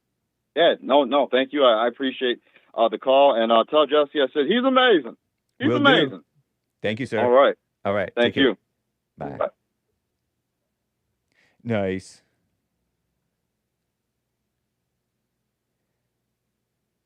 I'd like to get to Abraham in Argentina, a first-time caller. Abraham, or is it Abraham? How do you pronounce it? Well, my church all speak Spanish, so they pronounce it Abraham. Okay, how do you pronounce it? I originally pronounced it Abraham. It was my pseudonym when I first got here. Everybody told me to be careful, so I gave out a sort of a nickname, and now it's stuck. Okay, cool. So, Abraham, how you doing, man? Yeah, I'm good. I'm doing much better. I left the United States to find a different culture that I felt I'd fit in better with, and this brought me all the way down to Argentina. Wow. There's about 2 or 3 churches on every corner. I finally feel like I found where I belong. Even though I have no idea what anyone is saying, I can barely speak Spanish, but I can tell these are fundamentally good people. So, my question is, this is all new to me, by the way. So you escaped America. Exactamente. What part of America did you escape, out of curiosity? I was in New England. Oh, liberal, white, Democrat, New England, socialist. That is correct. Okay. So, right, but my question is, my church, my church is a small church, but everybody's very dedicated, and they want more and more and more of my time.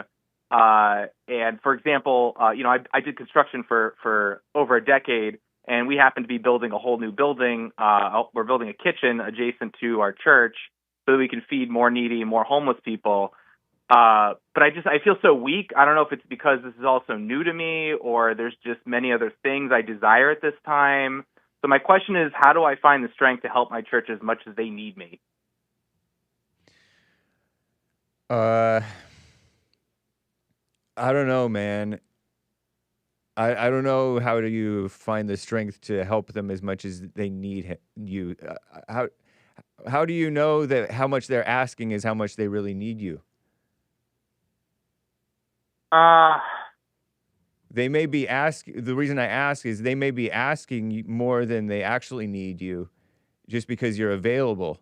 And so they're taking advantage of the opportunity of somebody offering their help, and it's getting to be more and more, and you don't have the inward will to be helping as much as they're asking. And so now you feel like you are obligated, but you don't really want to, but they want more. And this happens a lot in churches. So it seems like it may not be right for you to get so involved against your will, because you're just going to end up being bitter, and they'll just take advantage. And then at the end of the situation is nothing Christian or church about it. The thing is, there's more to the story, but I'm just kind of keeping it close to the vest here. Nice. But it's my first call here. But Right I actually, it's not that I feel or, that I believe that they're trying to take advantage of me. I actually do fundamentally believe that I'm supposed to help them as much as I possibly can. I just don't. I have the means to do it. It's not like I'm desperate for money or anything. What type of right strength now do you mean then? What do you mean the strength? What type of strength are you wanting? I guess consistency, to be consistent, to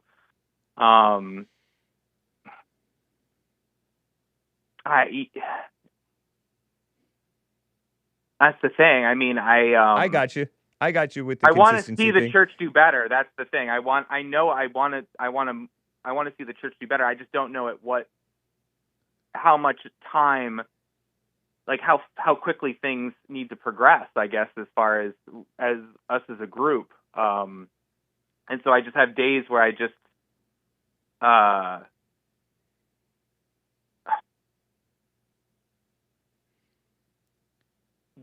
feel like I don't want to go, but I know I need to go. It's you don't want to go. You don't want to go help, but you know you need to go help. Is that what you said?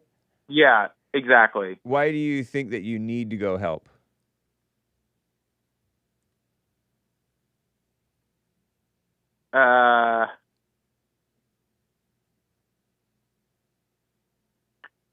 Because the church I was brought to the church that I didn't pick this church. This church picked me, kind of thing. So. Right, but that doesn't mean you need to pour all of yourself into it against your will. Yeah. Well, it's like you're the words that you're using. The words that you're using don't sound necessarily godly. They sound like obligation. Like I should help as much as I possibly can. That doesn't seem like a godly energy to that, or a godly thought. It seems like a typical white helping out, be above and beyond. And everybody's all about the above and beyond, and it's good to do more than is asked of you to where you see a need, but it's not good to do stuff out of this false sense of obligation. I don't think. Well, I feel like this is good for me, and it's good for my character, and it's going to help build me up, and the less I do it, the slower that progression takes place. It's kind of how I feel about it. But it sounds like you're concerning yourself with worldly things and doing worldly activity, and it's good to work. But what are you lacking in character that you think this action is going to build up the character? That's a good point. It was a question, actually. What do you like? I know, but so you're doing it for you because you think that it'll build your character? Yes, and then symbiotically, it's also enriching the church as well. Yeah, of course. I think as a group, it's enriching all of us. But this is just only physical things that you guys are doing. It's not even like a spiritual things that you're necessarily doing. Well, we need to build, like, for example, like I'm helping build essentially to build this kitchen. I mean, it's very different down here.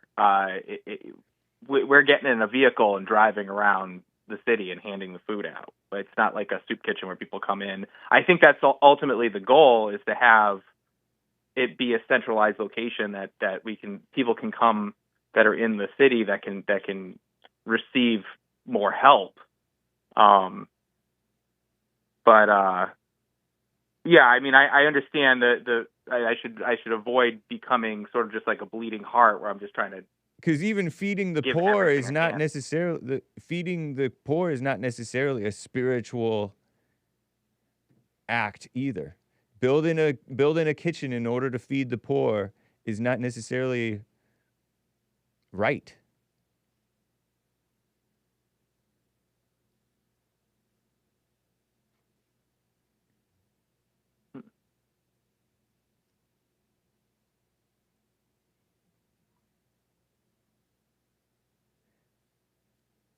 Yeah, I mean, from a spiritual perspective, I feel like I've been guided closer to the right path by being involved with this church. But even then, you could still be lost.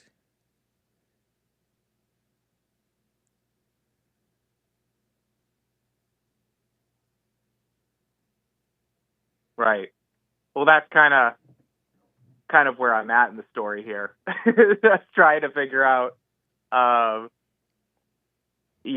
until about 2 months ago, I mean, I just kind of looked at church as it was a good community thing. It's good for people. But recently I've had some stuff happen to me, and now I'm like, oh, okay, there's more to this than I originally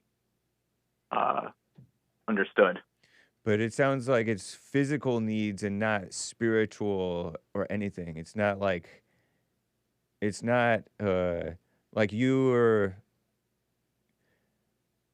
still sound like lost. And so you're barking up. It seems like you're barking up the wrong tree, asking for how to find strength to help the church as much as they need you, because these poor people. It may be your life may be the solution to your character, and your life may be nothing to do with what you're doing right now. You just fell into this situation. Now you're in this situation. How'd you come across JLP?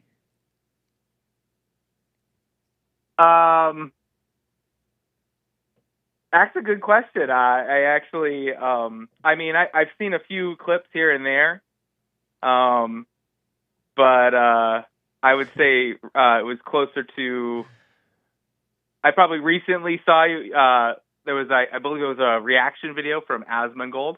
Nice. That was the one that came out just yesterday. I mean, the one that was re-uploaded to our channel, Jesse's channel. Yeah, it just kind of reminded me of the channel. Really, okay, at that nice. point, and then I watched a bunch of clips. But I think when I'm watching it now, I have a better understanding of where he's coming from. Right.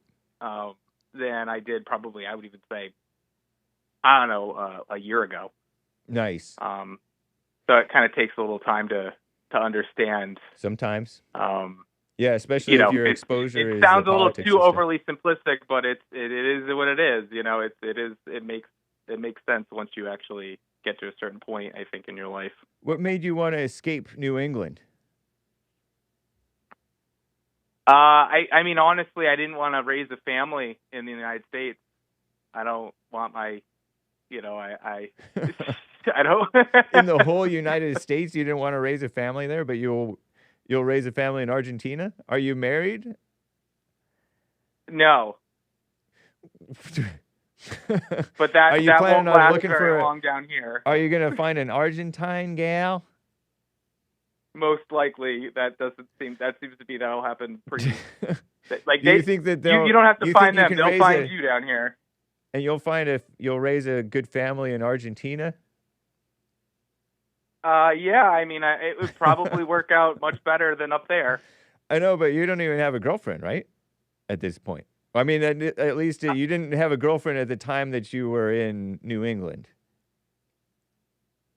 Much less a wife. I guess. I mean, yeah, I had some stuff going on. I'm not trying to get too much of my right. Yeah. But, no, I'm not trying to dig. But either. yeah, no, I had no trouble in that department. It just seems if like that's what you're wondering. I don't know. I'm not somebody in a basement dwelling, like hiding from society. If that's what you're wondering. No, I just down here. It's very. I'm not. You said they're fundamentally good people in Argentina. What makes you think that they're good people fundamentally? They certainly have much better control of their emotions. They work together. I think partially out of necessity, but partially just because they want to have a community. They know who their neighbors are. They know who's around them. But I mean, you're asking why they're like that? They might be good neighbors, but they're not good people. No, I'm asking why you think that they're good people. Abraham, can you hold about 10 minutes here? All right. I'm not sure if I can help you, but we will be right back, guys. I'm James Hake filling in for Jesse Lee, who is out the rest of this morning. 888-77-JESSE. The lines are full.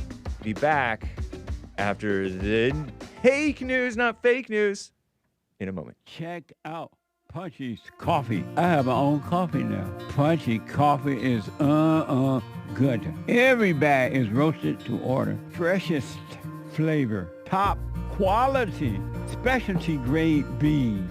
Good. Every dime goes back to Bar, my nonprofit. And we are rebuilding the family by rebuilding the man. So when you're drinking coffee and enjoying it, just know you're helping somebody. Amazing coffee. Punchy has his own coffee now. What the? And it's so good. All the way from the plantation to my own coffee. Who would have thought? Did that coffee come from the plantation? Did I pick my own coffee? Check it out. Go to rebuildingtheman.com, rebuildingtheman.com/stores, and get Punchy's coffee.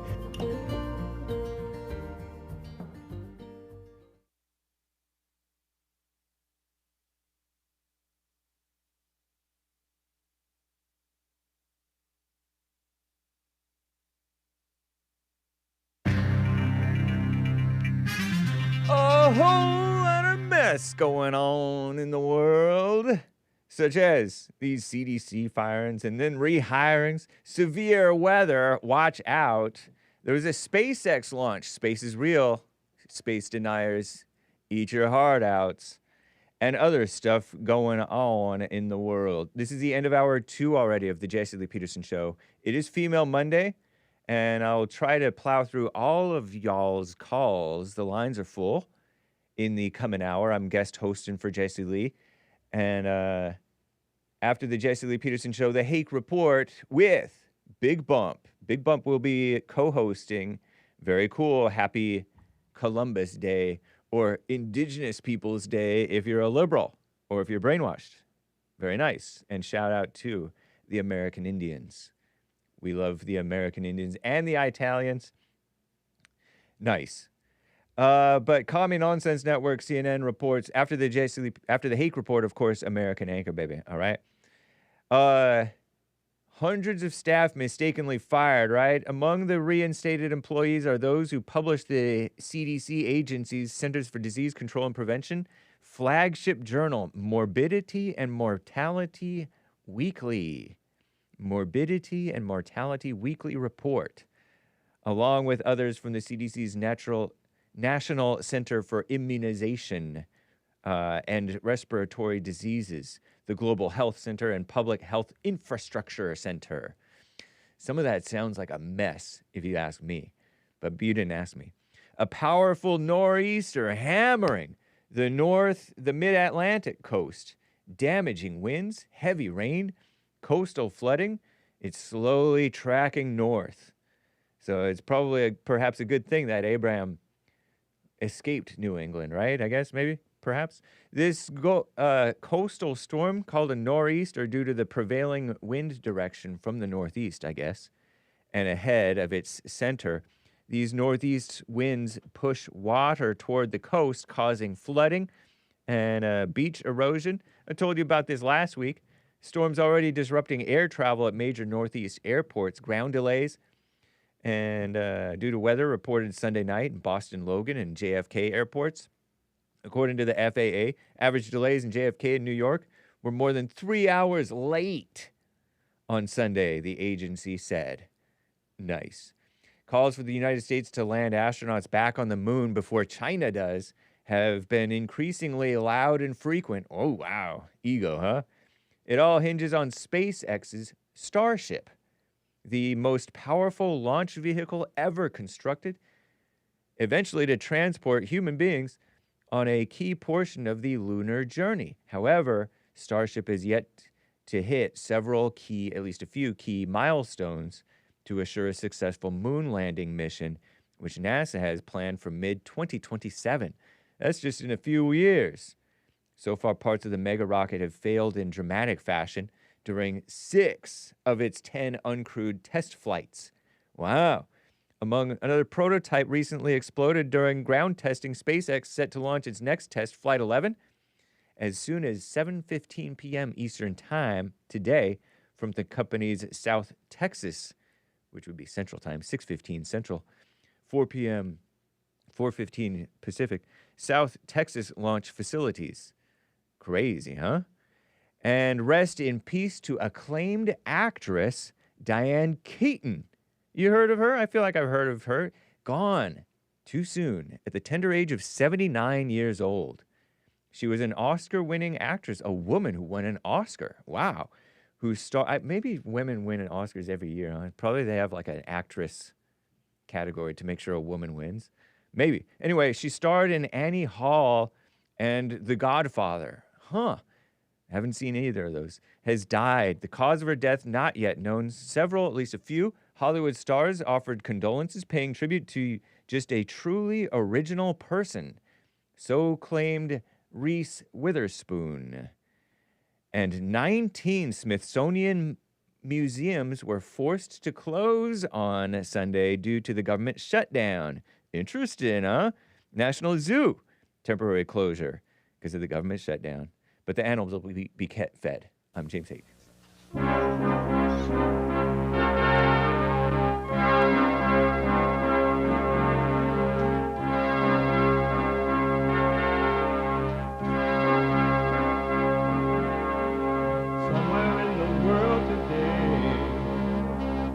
Got to stand up strong, face the truth about themselves, to understand what went wrong. I know we can find a way.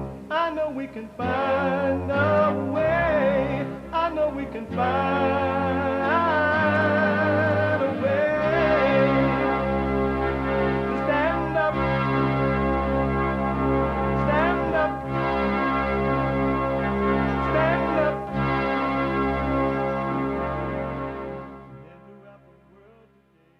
Uniting the races with truth instead of dividing them with lies. We're also rebuilding the family by rebuilding the man. I'm James Hake, filling in for Jesse Lee Peterson this morning. And I neglected to say Jesse Lee's new biblical question of the week. Which do you prefer? being good or doing good? Maybe this is a biblical question, if I can speak, for old Abraham down in escaped from New England down to Argentina. Is that guy doing good, or is that gal being good? Very cool. Shout out to the B-roll grabbers. Derek, the black producer, I presume, made that biblical question. Being good or doing good? Very nice. You can call JLP with those answers, or you can call me, I suppose, with your answer. Nice. And you can call in, although the lines are full, but just in case a line opens up, 888-77-JESSE, 1-888-775-3773. There are ways to listen, other ways to listen and support. On the description, if you're watching on YouTube or if you're watching on Rumble, there's ways to support and to listen. You can buymeacoffee.com/JLP Talk. Go there and do a super chat. You can super chat on Rumble or YouTube directly. You can go to jesseleepeterson.com/show for all the ways to watch and listen.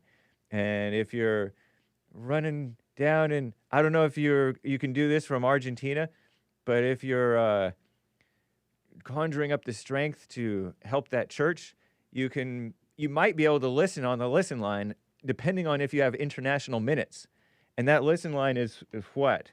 605-615-4131. Nice. It's a listen line. It's cool. But you can podcast the Jesse Lee Peterson Show, all right? You can podcast afterwards, or you can watch live or watch afterwards on YouTube, on Rumble, Jesse Lee Peterson, on cozy.tv/JLP, JLP Talk on, is D Live JLP Talk? No, D Live is Jesse Lee Peterson. And other platforms, very nice. What's up? There is a Discord for Bond, kind of, but nobody pays attention to it. So it's a mess, if it's even that functional. I get Discord messages every time somebody publishes a video. Anchor Baby, Hake, Bond, JLP, The Fallen State. So I get a Discord, but nice, it's tricky. Nobody knows how to work it. Anchor Baby has a Discord that's a little bit more active. He knows how to work that stuff. All right, so you can also use Cash App if you want a Cash App to JLP. We treat those as super chats as well. It's Bond JLP on Cash App. Very nice. And today is Monday, and Monday is for the ladies, all right? But we also talk to the men. Some of us need to overcome the inner being a girl and turn it into a man. Some of us males, right? But anyway, ladies, there's a women's forum this week, by the way. Third Thursday of the month. It's the 16th of October, I believe. 2025 AD, 7 p.m. at Bond in Los Angeles, rebuildingtheman.com/events. But it's Female Monday. Nice.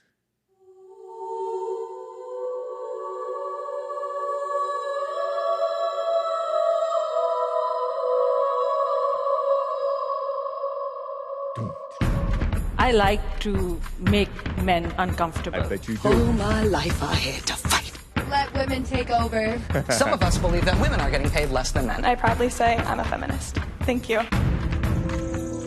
Deep in their soul, they want to be home with those babies. We've been lied to for so long. What a mess, huh? Indeed. Lied to. The enemy inside. The devil is Judas in your mind, as you may have heard in church with Jesse Lee Peterson yesterday. I want to try to respect y'all's time, so let me get right back to Abraham, a first-time caller out of Argentina who was on hold. He fled New England because he didn't feel like he could raise a family in New England, even though he's not married at this time. And so he went down to Argentina and found them to be good neighbors, fundamentally good people, he called them. And this church found him. And he's, construction type of a guy. And so he's been helping out and building a kitchen for them to feed the poor. But they're asking more and more of him. And he wants the strength to help them as much as they need him. And Abraham, are you there? Yes. Thanks for holding, sir. You know what, man? In talking with you, it feels like you're lost and I'm lost how to help you. What to advise you on. That's okay. It is a pretty unique scenario. It's not really that it's honestly not unique in that people help at churches, and sometimes when churches are needy of volunteer help, and when there's somebody who's willing to help, more and more is expected of them, right? And then the person starts to get resentful or just doesn't feel like helping all this much. And so that part is universal. People end up helping people, and the helpers don't know what they're doing. And the people I do appreciate the question that was posed, because it is interesting. Maybe it's really just about I need to be aware of my own personal development and my own spiritual development, and not just continuously be focusing on how things are developing around me. Referring to building up that church structures as much as they need you to. Yeah, Don't I look at the exterior accomplishments of feeding the poor and building up the ability to feed the poor. Is that what you mean by the things going on around you? Yeah, exactly. I mean, I've seen, when I before I ended up at this church, I checked out about 9 other churches before I landed on this one, but I was able to see the services, and these folks really do get, they call it evangelical, but it's there's no Protestant, so it's basically evangelical Protestant is sort of interchangeable, although it is slightly different. So this is a Catholic church? I mean, people are weeping. People are they truly believe in, and that it's not that it doesn't seem to be like anyone's faking it. They very are God-fearing people down here. With my church specifically, I just see it as almost like they're trying to be an instrument of God to put as much good in the world around them as they possibly can, and I just want to be involved with that. But it's just so different than it's so different than what I was accustomed to up in the United States. And so sometimes you don't feel like helping that much. I just I feel I'm supposed to help. I feel like it's just so different that I'm just not used to being as involved with the community. Yeah, it's almost like I'm afraid of it. It's like I have like a fear. It sounds kind of like you're surrendering you're sort of surrendering your life over to this, like the direction of the church.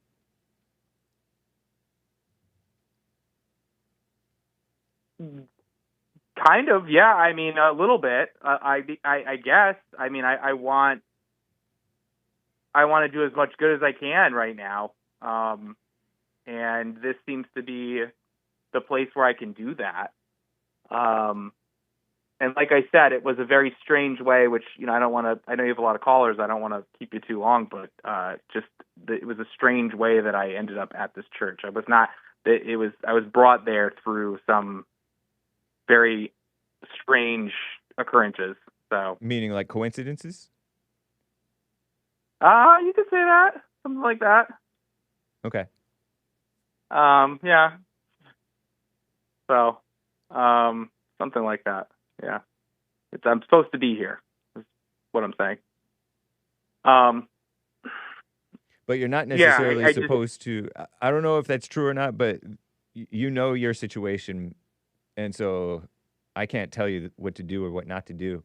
But you should know. You should know for yourself what to do and how much to help or not. Because you're not obligated to that church or to anything, really. Of course. Like you could have got this cockamamie idea of needing to escape from New England, and it may be nothing like what you needed to be doing. But well, I mean, it's pretty. It's very. I mean, that's for me set in stone. I don't want my. I don't want my child. I don't want to send my son to school and he comes home thinking he's a girl. You know, you could get a house down here for an affordable amount of money. It's pretty easy, like very decent cost of living. There's definitely the women are it's not the same. So there's a lot of positive things in that realm. It's this particular. This is the thing I'm unsure of. Is where I just don't know where I fall into the into how. But my point is, you're way ahead of. You were way. The reason I called that cockamamie is because you're so far ahead of yourself. Every American family isn't sending their kid to a school, a public or private school, for their kid to get brainwashed into the transgender thing, and and the evil in a woman, the evil in the human nature has not escaped Argentinians. They're evil too. You just don't realize it. The grass is not greener on the other side. And I get you do what you want, of course. Definitely, you know, it's like you gave a couple of nice reasons. It's cheaper, it's more traditional, whatever. But you don't understand their culture. You weren't raised in their culture, so their culture is more, the evil may be more hidden at the time from you than the obvious insanity of New England, which is just off the deep end, voting for like Bernie Sanders and stuff. But Right. just you could have gotten a New England gal and kept her at home, and she raised the kid, and hopefully she doesn't pollute the kid's mind too much, so that the kid turns transgender in your at home school. But anyway, and then you could rent. Yeah, I mean, I'm sure if you know, all the stars aligned, I could have made it work up in that area, sure. Or I could just be down here where it's 1,000 times more straightforward. Nice. So, but yeah, are you doing I do JLP's appreciate silent prayer? Have you heard of this silent prayer?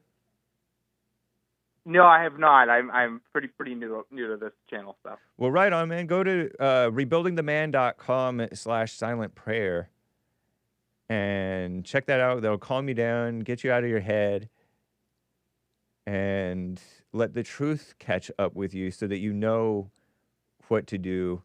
You don't follow thoughts that lead you into doubts and make you feel weak about not wanting to go to work when you should be at work, or make you feel weak to not be able to say no when you should say no, or whatever.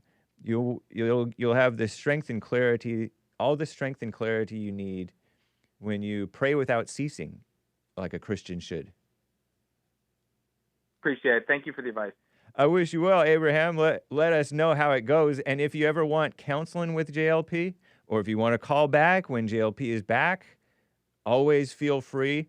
The bond office number is 1-800-411-BOND, 1-800-411-2663, or you can email through the contact form if you want to set up a private counseling session over Zoom or phone or whatever. How are you calling? Excellent. Thank you by so the much. way? What's that? You have international minutes? How are you calling us from Argentina? Oh yeah, I got that. I'm still getting it sorted out, but I got the still got a American phone. So Oh, sweet. I got to sort that out. Oh, interested. All right. Well, thank you, Abraham. Appreciate it. Very Thank interesting. you. Have a wonderful day. You as well. Nice. Sweet. Wrapping up. Okay.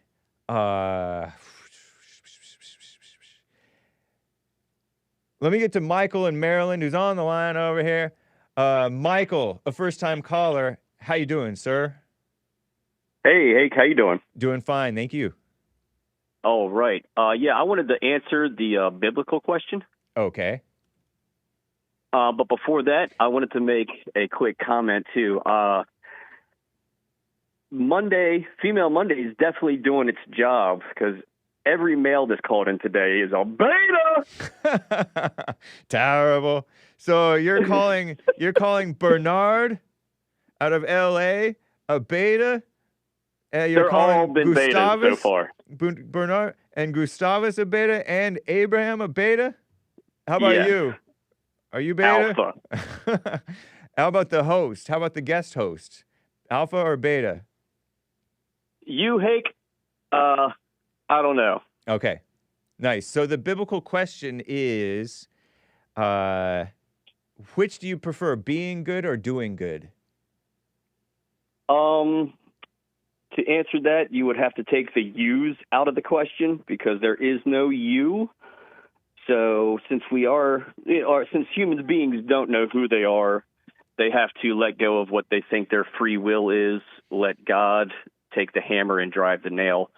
So to be doing good would be the most preferable thing, because to do good, I would think you would have eventually become good through only the Creator and His work, not of your own, because, again, as human beings, we do not know who we are. So you have to do good first before you become good. So you prefer doing good to being good? Of course, it's the only way. Interested. I sort of thought that you have to be good in order to do good. No. No, the you have devil to do thinks good. he's good. What's that? The devil thinks he's good. Right, I know. What a mess. Yeah, so, again, let go of your free will, whatever control you think you have, which is, again, your anger and your thoughts and your feelings. Then God will take control, and only He does good. So it'll be coming through the tool of you, which is not you. Okay. I appreciate I don't know if that makes any sense to you. Does it make sense to you? Yes, it does make sense to me. Have you done it? I have. Let go of your anger, apologize for resentments, and let God take the wheel. You lose your ego, and you become nobody. So then God works through you, and God does good. Nice. There you go. Michael. That's it, I though. appreciate it, man. It's good to hear from you. Call again sometime. One more comment real quick. Yes. Globers are betas.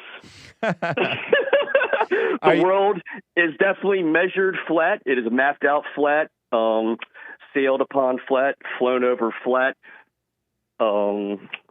Everything's flat. Yeah. Nice. And how did you become to become a flat earther? Being first mate on many a ship through Baltimore all the way down to Florida, celestial navigation proves that every single person, measures Earth flat. So you were in the Navy? No, just a sailman. Oh, nice. Right on. But anyone can learn celestial navigation and sail the world. Wow. You have a lot of confidence in your fellow man. Well, I have a lot of confidence in the Creator, which, again, if people drop their free will and their anger, their thoughts and feelings, then, of course, I have a lot of confidence in my own Creator and my Father. Nice. Well, thanks again, Michael. Thank you, sir. From a ball-tard to a flat earther. Take care. You're welcome, sir. All right. Okay, Joshua in Oklahoma is on the line over here. Joshua, how you doing, sir? Hey. Hey, I'm doing well, sir. Nice. So yeah, I wanted to answer the previous biblical question, and then I guess I'll answer the current one as well. The previous is the absence of darkness is light. The absence of evil is good. What does that mean? Yeah, so I mean, the second I heard this one, I knew the answer, and I shut off church after your answer because I was a little frustrated. So I didn't even hear Jesse yet. You let me know if I said this right. So you were frustrated with my answer? Halfway through it, I was. Just because you made it about work or something. I don't know. I didn't listen to you. Okay. That's funny, man. So when I think it was Augustus that says everything in me that's good is God and everything else is me. So the way I see it is, darkness and evil is the human nature, the false nature anyways. And so when you're able to get rid of that, when you make that absent, everything that's left is God. So everything that's left is light and good. Is that right? That's what my answer was. Oh, okay. No, I'm well, kidding. I'll keep No, that was listening. JLP. No, I'm kidding around. That was basically Jesse's answer. Nice. Yeah, so I figured that's kind of what I had in mind, but I just said it in a different way as like examples. But anyway. Yeah. Okay. Wow. Anyways, so yeah, that was. I mean, it came to me immediately, but I've been listening to Jesse for years. I kind of like when he's talking to people on the phone, I can kind of give his question because he doesn't really give answers. He just kind of asks the question as a follow up to let you come up with the answer. Mm-hmm. I've been listening so long that I think I've kind of mind molded on that a little bit. So is that working for you? For me, my false nature, heck no, man. I die daily. Yeah. You didn't even have the patience for your fellow man to sit through church all the way.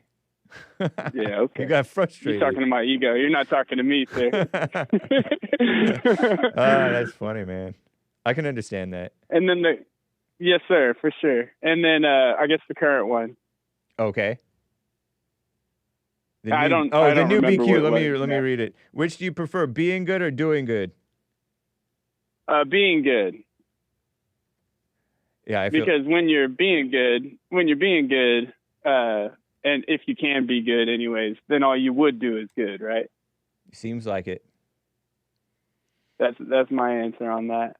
Or you would also not resist when you didn't do good. You wouldn't be defensive or making excuses the way Adam and Eve did and the way that everybody else does. Right. You would just apologize, admit you're wrong. Yeah. And in that way, you can be forgiven, right? Right. Amen. That's what I think. Nice. Well, right on, man. So you turned off church right before you... Well, the timestamps are out, so you can skip ahead to where you want to listen if you want on Church with Jesse it'll be saved. Yeah, it'll be saved as well. I got YouTube Premium, baby. Wow, it'll get nice. me right back there. So you don't experience the commercials, the advertisements. No, not which at all. is a good thing actually, because those of you who get premium, YouTube Premium, although you're paying YouTube and Google, I think we get money from premium listeners watching on YouTube, if I'm not mistaken. Oh, amazing. Yeah, so just because you're not sitting through commercials, you're still helping us out. It's better than ad blocker for us in that sense. Nice. Oh, that's good. Yeah. I didn't even know. Yeah, I thought I saw something to that effect. Thank you, Joshua in Oklahoma, man. Have you ever been to a men's forum? You ever flown out for a men's forum? No, I'm way too far. I'm way too poor. Oh, okay. Well, I wish you well, man.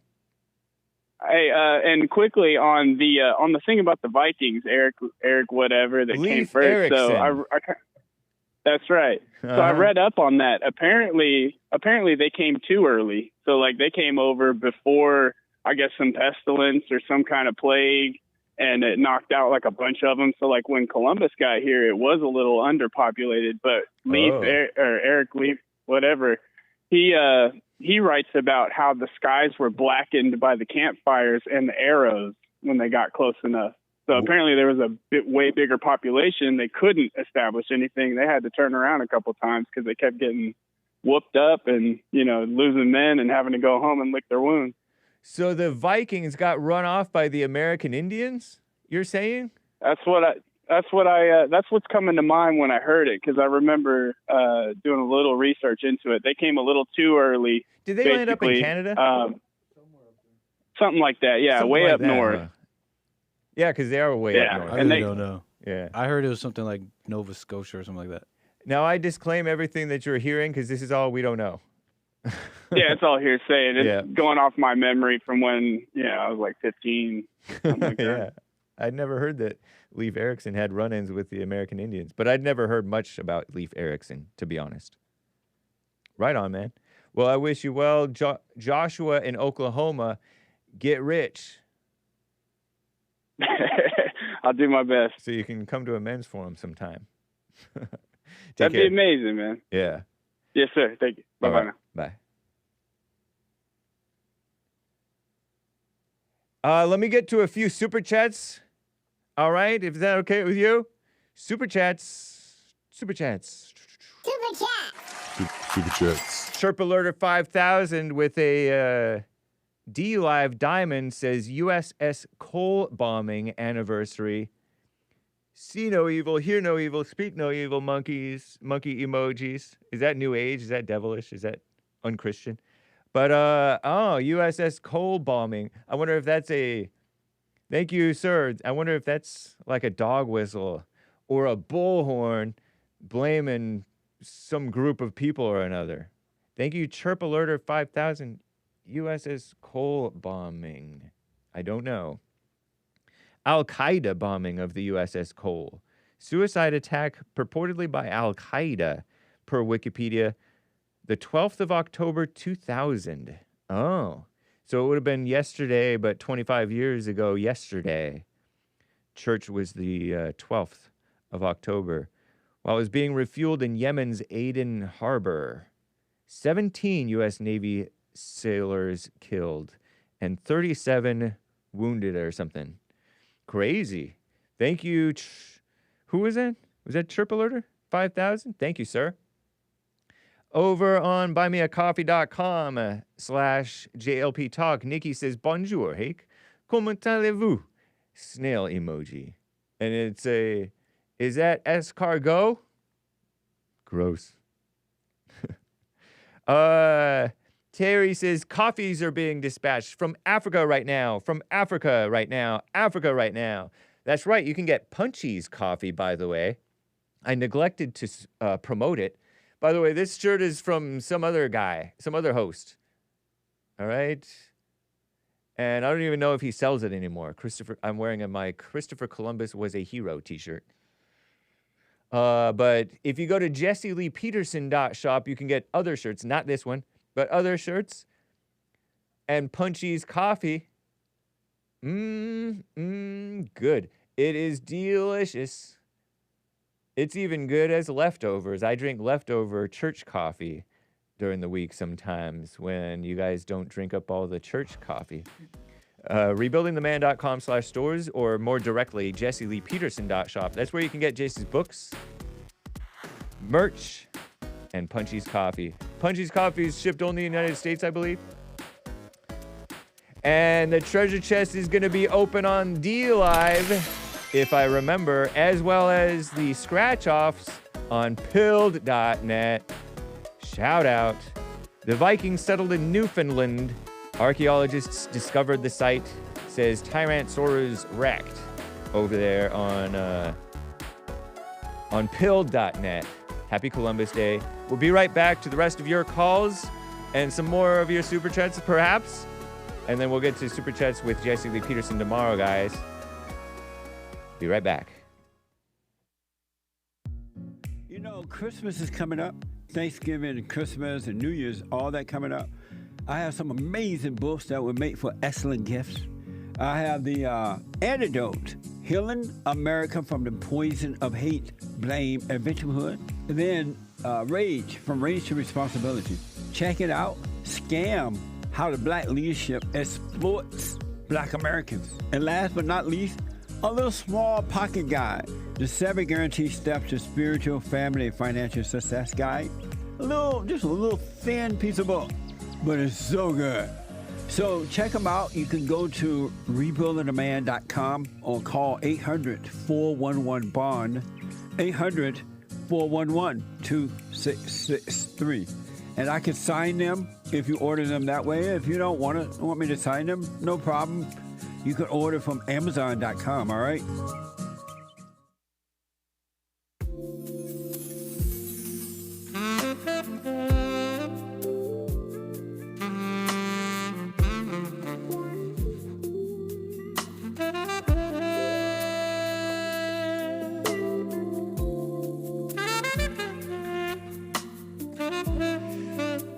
We are serenading the ladies with the saxophone.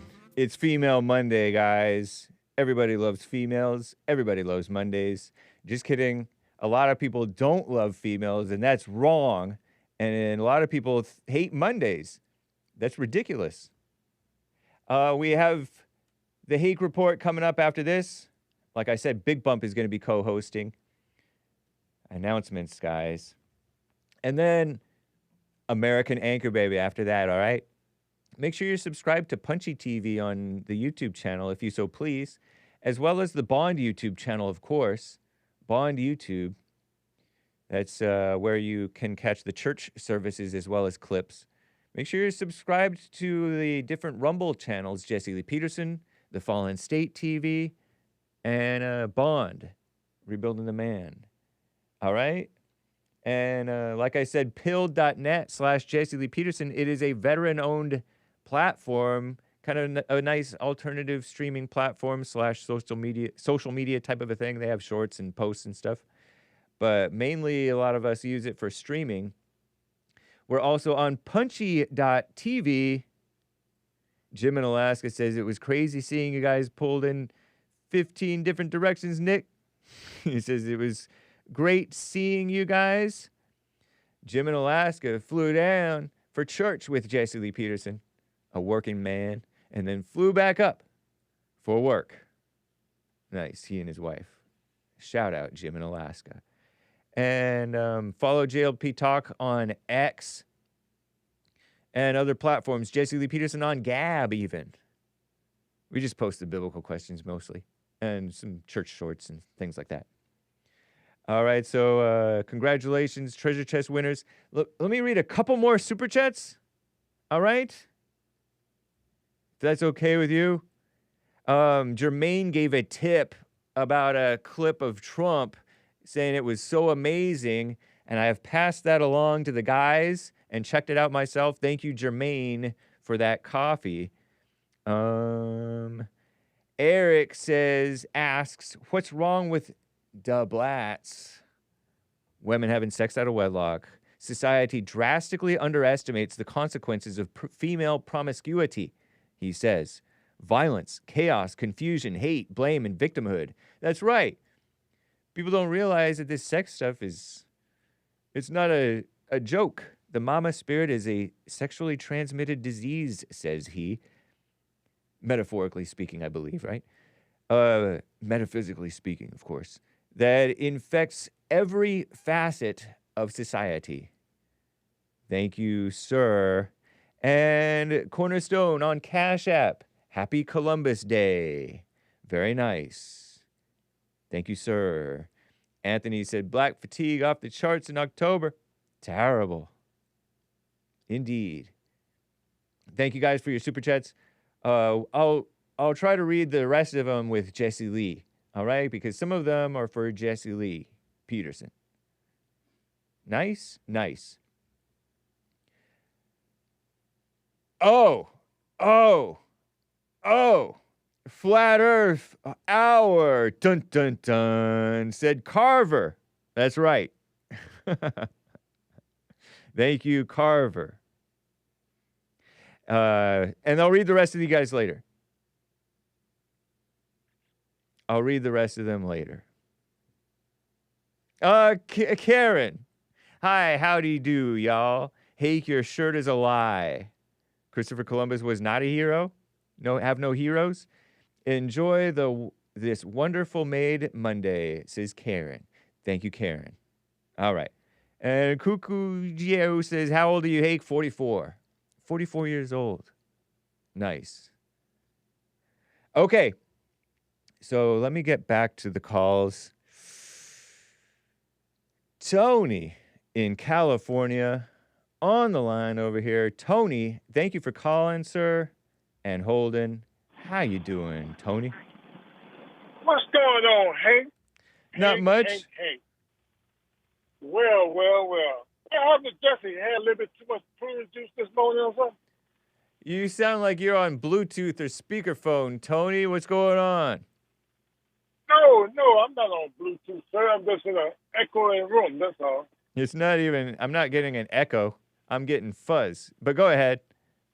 Okay, well, the thing I'm calling for, I'm trying to figure out why is the Republicans and you protecting not the children or the female victims, but you are protecting the pedophiles.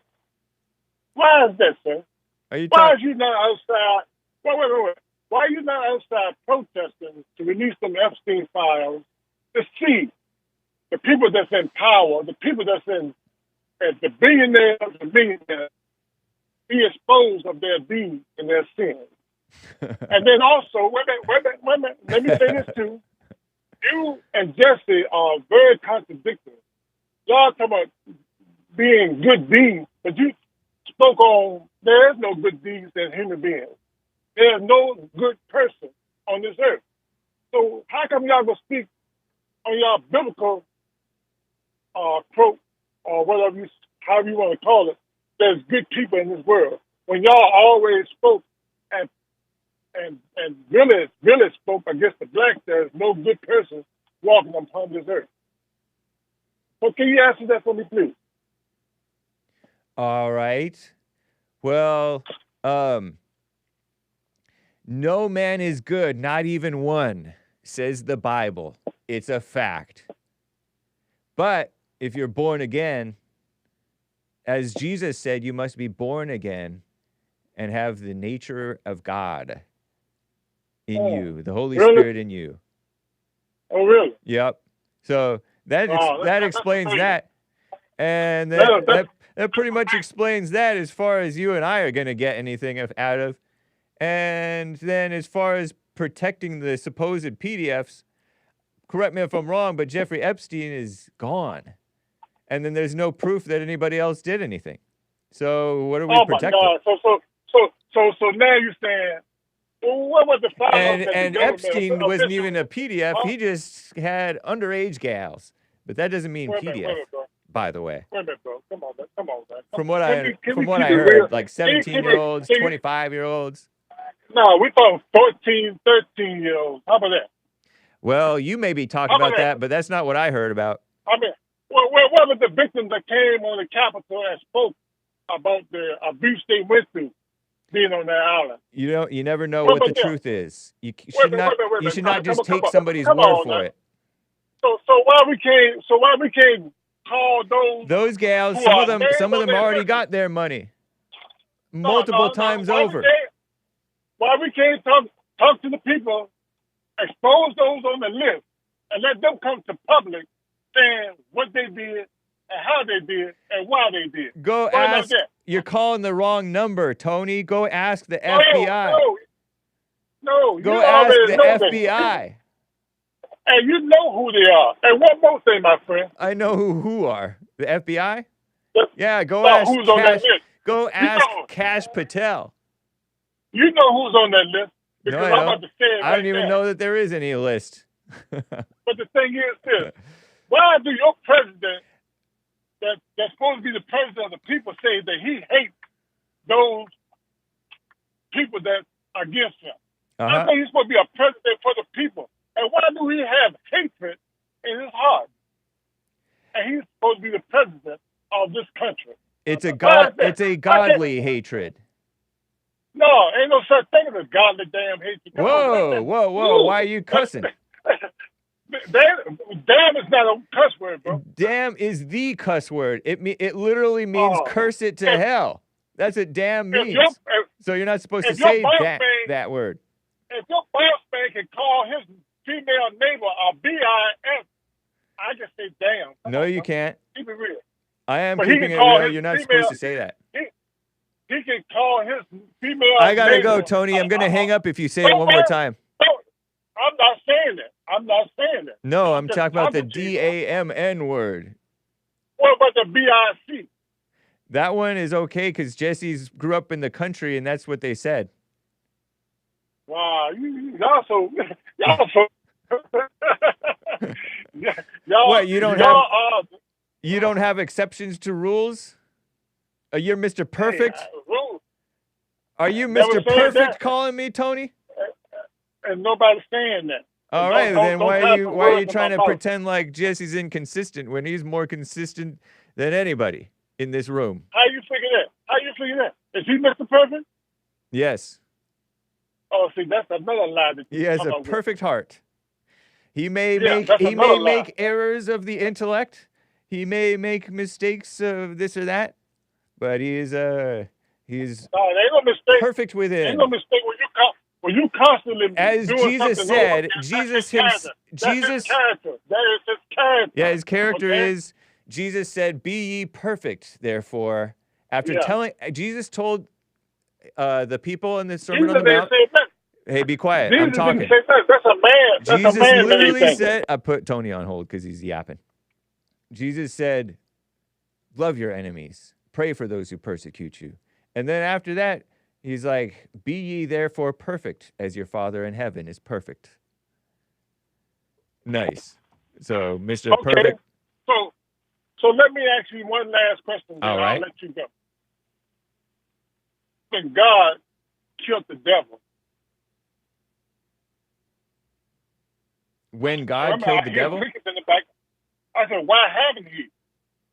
All this mayhem, all this mischief and mayhem going on, why don't he just kill the devil? Maybe he already did. By living glory. Maybe he did. Well, why y'all? How did he do it? What makes you think the devil is alive? The devil is dead. That's why he's trying to get life out of you and me and everybody else. If he's dead, how he gonna do that if he's dead? Because he's dead inside. Dead doesn't mean dead like you're dead, like dead. Maybe. You know, they say that hell is like the eternal death, something like that.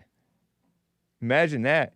So death is not where you can't do anything. Well, you can't do anything. You can't do anything. The devil is stuck in hell. He can't do anything about it. That's dead. He's not stuck in hell. Didn't God kick him to the earth? The earth is as your word, kicking through the hell, kicking through the earth through you, kicking out hell on earth like you're doing. Accusing Trump of being a PDF.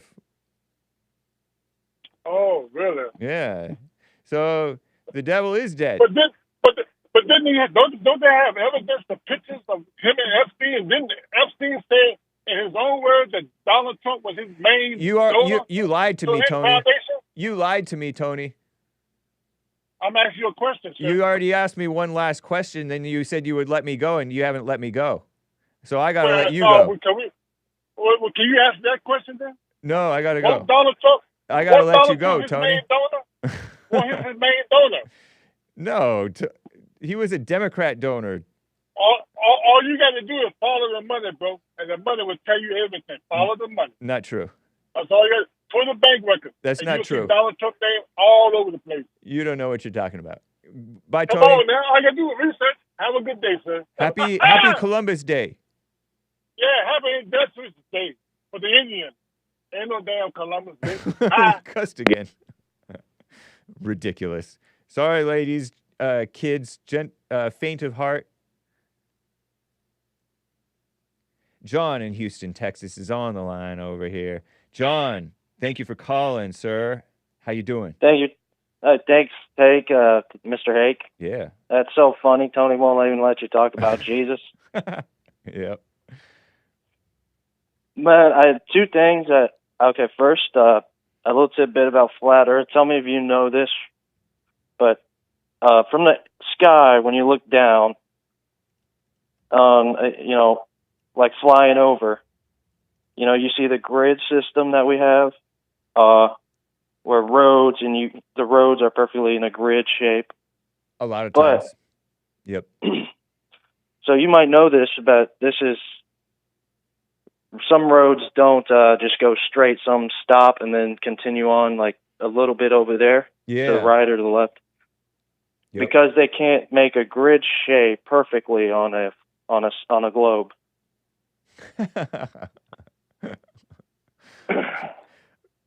What are you? What? So what is it? You're talking about on a neighborhood, right? Well, flying over the country. So, so that proves that we are on a ball Earth. Because And then there's the Suez Canal. That's a whole other thing I'll call in another time. Okay. I just the like Suez to talk Canal about that. is kind of separates Africa from Asia? Connects the Mediterranean Sea to another sea. Is it a natural canal or is it man-made? I forget. Man-made. Man-made.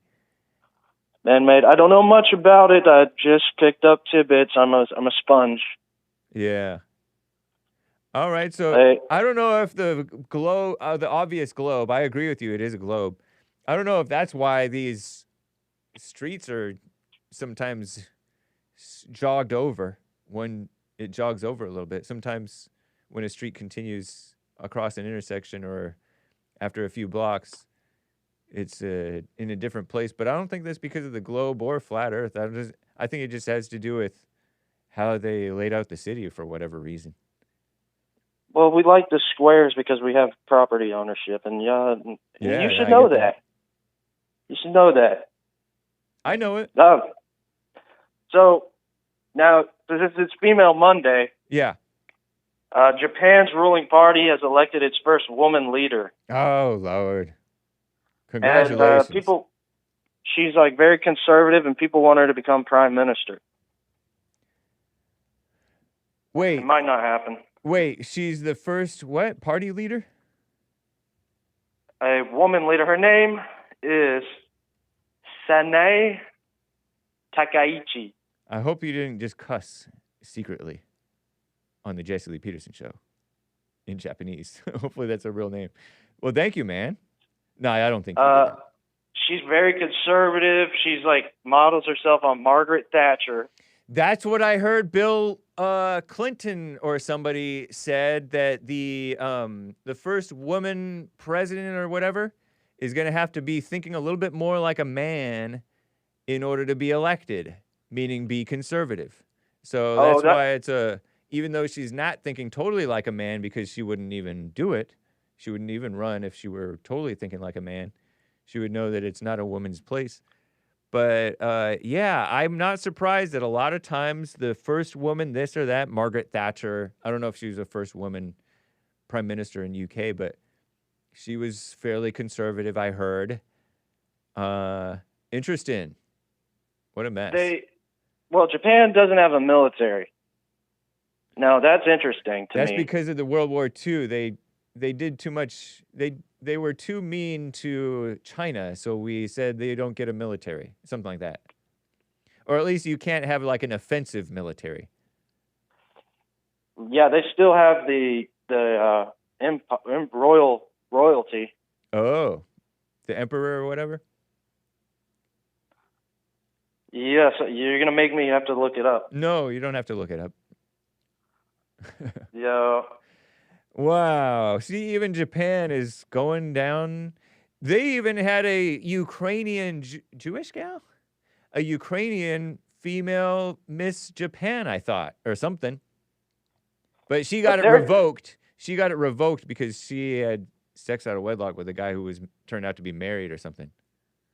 And it was a big scandal. So they stripped her of her Miss Japan title, if I'm not mistaken.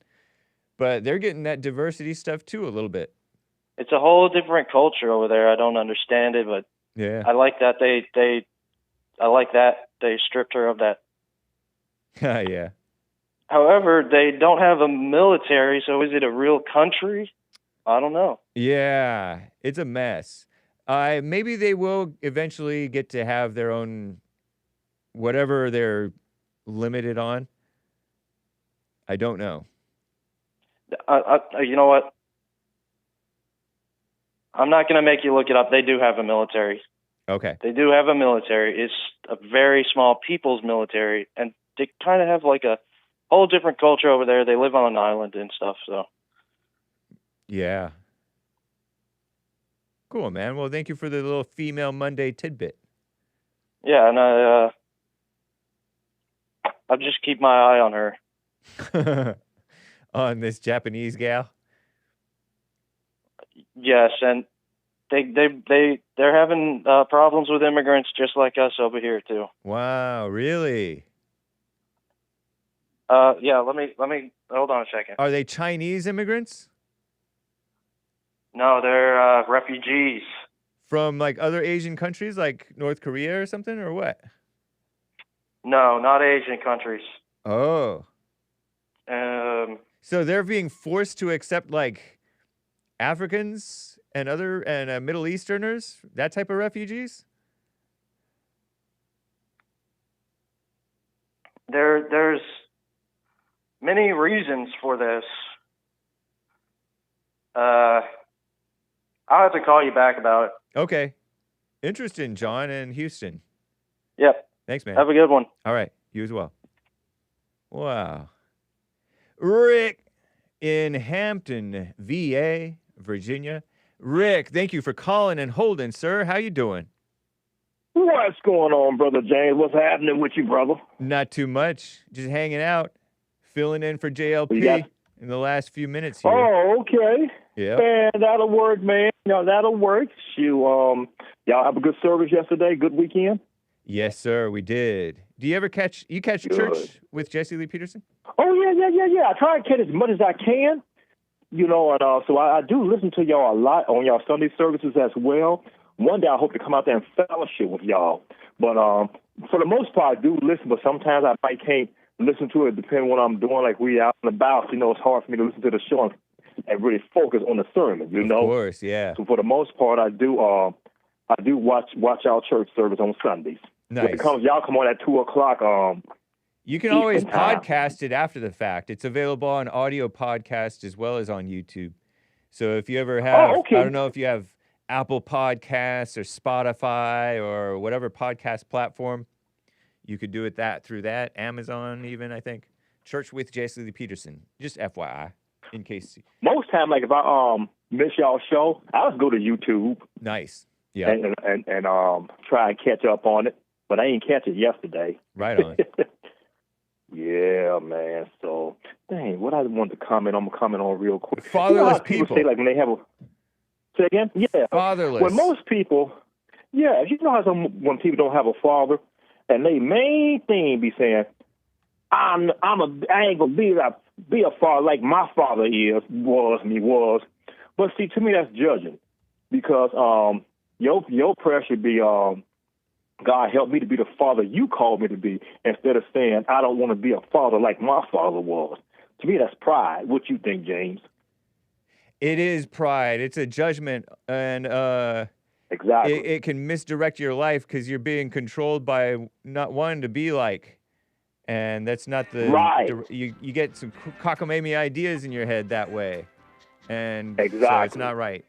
People don't realize how much they're judging, and it's throwing off their lives. Exactly. Or when they say that, like, I don't want to be like my father. It's like an ego thing. Yeah. And instead, just ask God to help you be the father he called you to be. And keep it moving. Nice. And I hear so many men say that, you know, that don't have fathers. And then, like I said, and half of them ain't even talk to their father to see what really happens. Yeah. You know, so what do you think about the government shutdown? Do you think the Democrats going to concede to trying to ensure, illegal immigrants? That's what their whole thing, but they always try to say, we want insurance for all Americans. Then when you ask them, are y'all talking about illegal immigrants?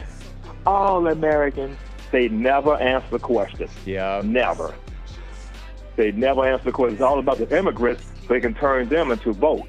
I tell you that, James, if Kamala Harris would have won, she would have opened the borders in every direction until they got so many in here that they would win probably every election. Well, the good thing is it wasn't even close. Trump stopped that trick. Oh, yes. This is not a trick. He did. I'm just kidding. It's a movie reference. All right. Rick in Hampton, BA, I got to run, man. Take care. It's good to hear from you. Call me on the Hake report I'll tune in for your show. All right. Yes, sir. We'll do that. Thank you, Brother James. Thank you for taking my call. Love you guys. Keep up the good work, James. Thank you, sir. Guys, this has been the Hake Report. This has been the Jesse Lee Peterson Show, guest hosted by Hake. Thank you, Jesse. Shout out. He ought to be back tomorrow. And call Bond for counseling if you need to. Call Bond and support Bond, even if you're an enemy. Rebuildingtheman.com. The Hake Report after this. American Anchor Baby after that. And ladies, don't forget the women's forum. It's so good. Rebuildingtheman.com/events and rebuildingtheman.com/donate. Donate to Bond to support the work of Jesse Lee and the crew. Very nice, guys. Peace. Oh, no, I don't say peace in the Middle East. Country and Western Tuesday coming up tomorrow. And then, nice. Take care, guys. Bye. Must know that's so you get something went wrong, but face the truth about yourself and just seek first God's kingdom, cause you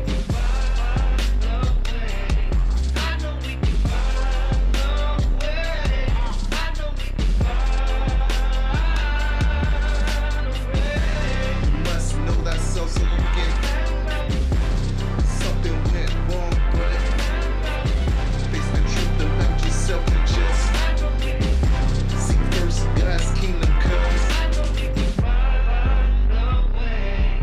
I know we can find a way.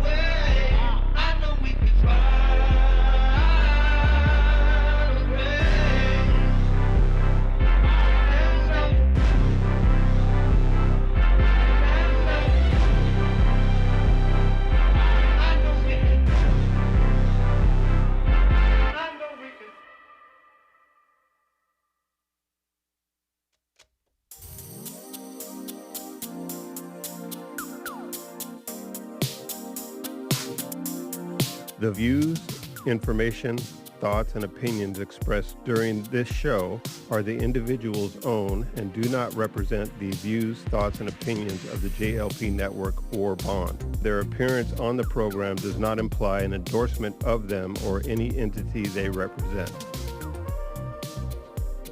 The material and information presented here is for general information purposes only. The JLP Network and Bond name in all forms and abbreviations are the property of its owner, and its use does not imply endorsement of or opposition to any specific organization, product, or service.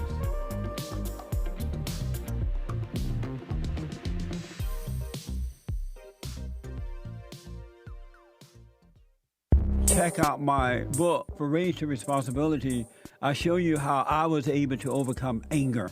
The spirit of anger was taken away from me. I had it.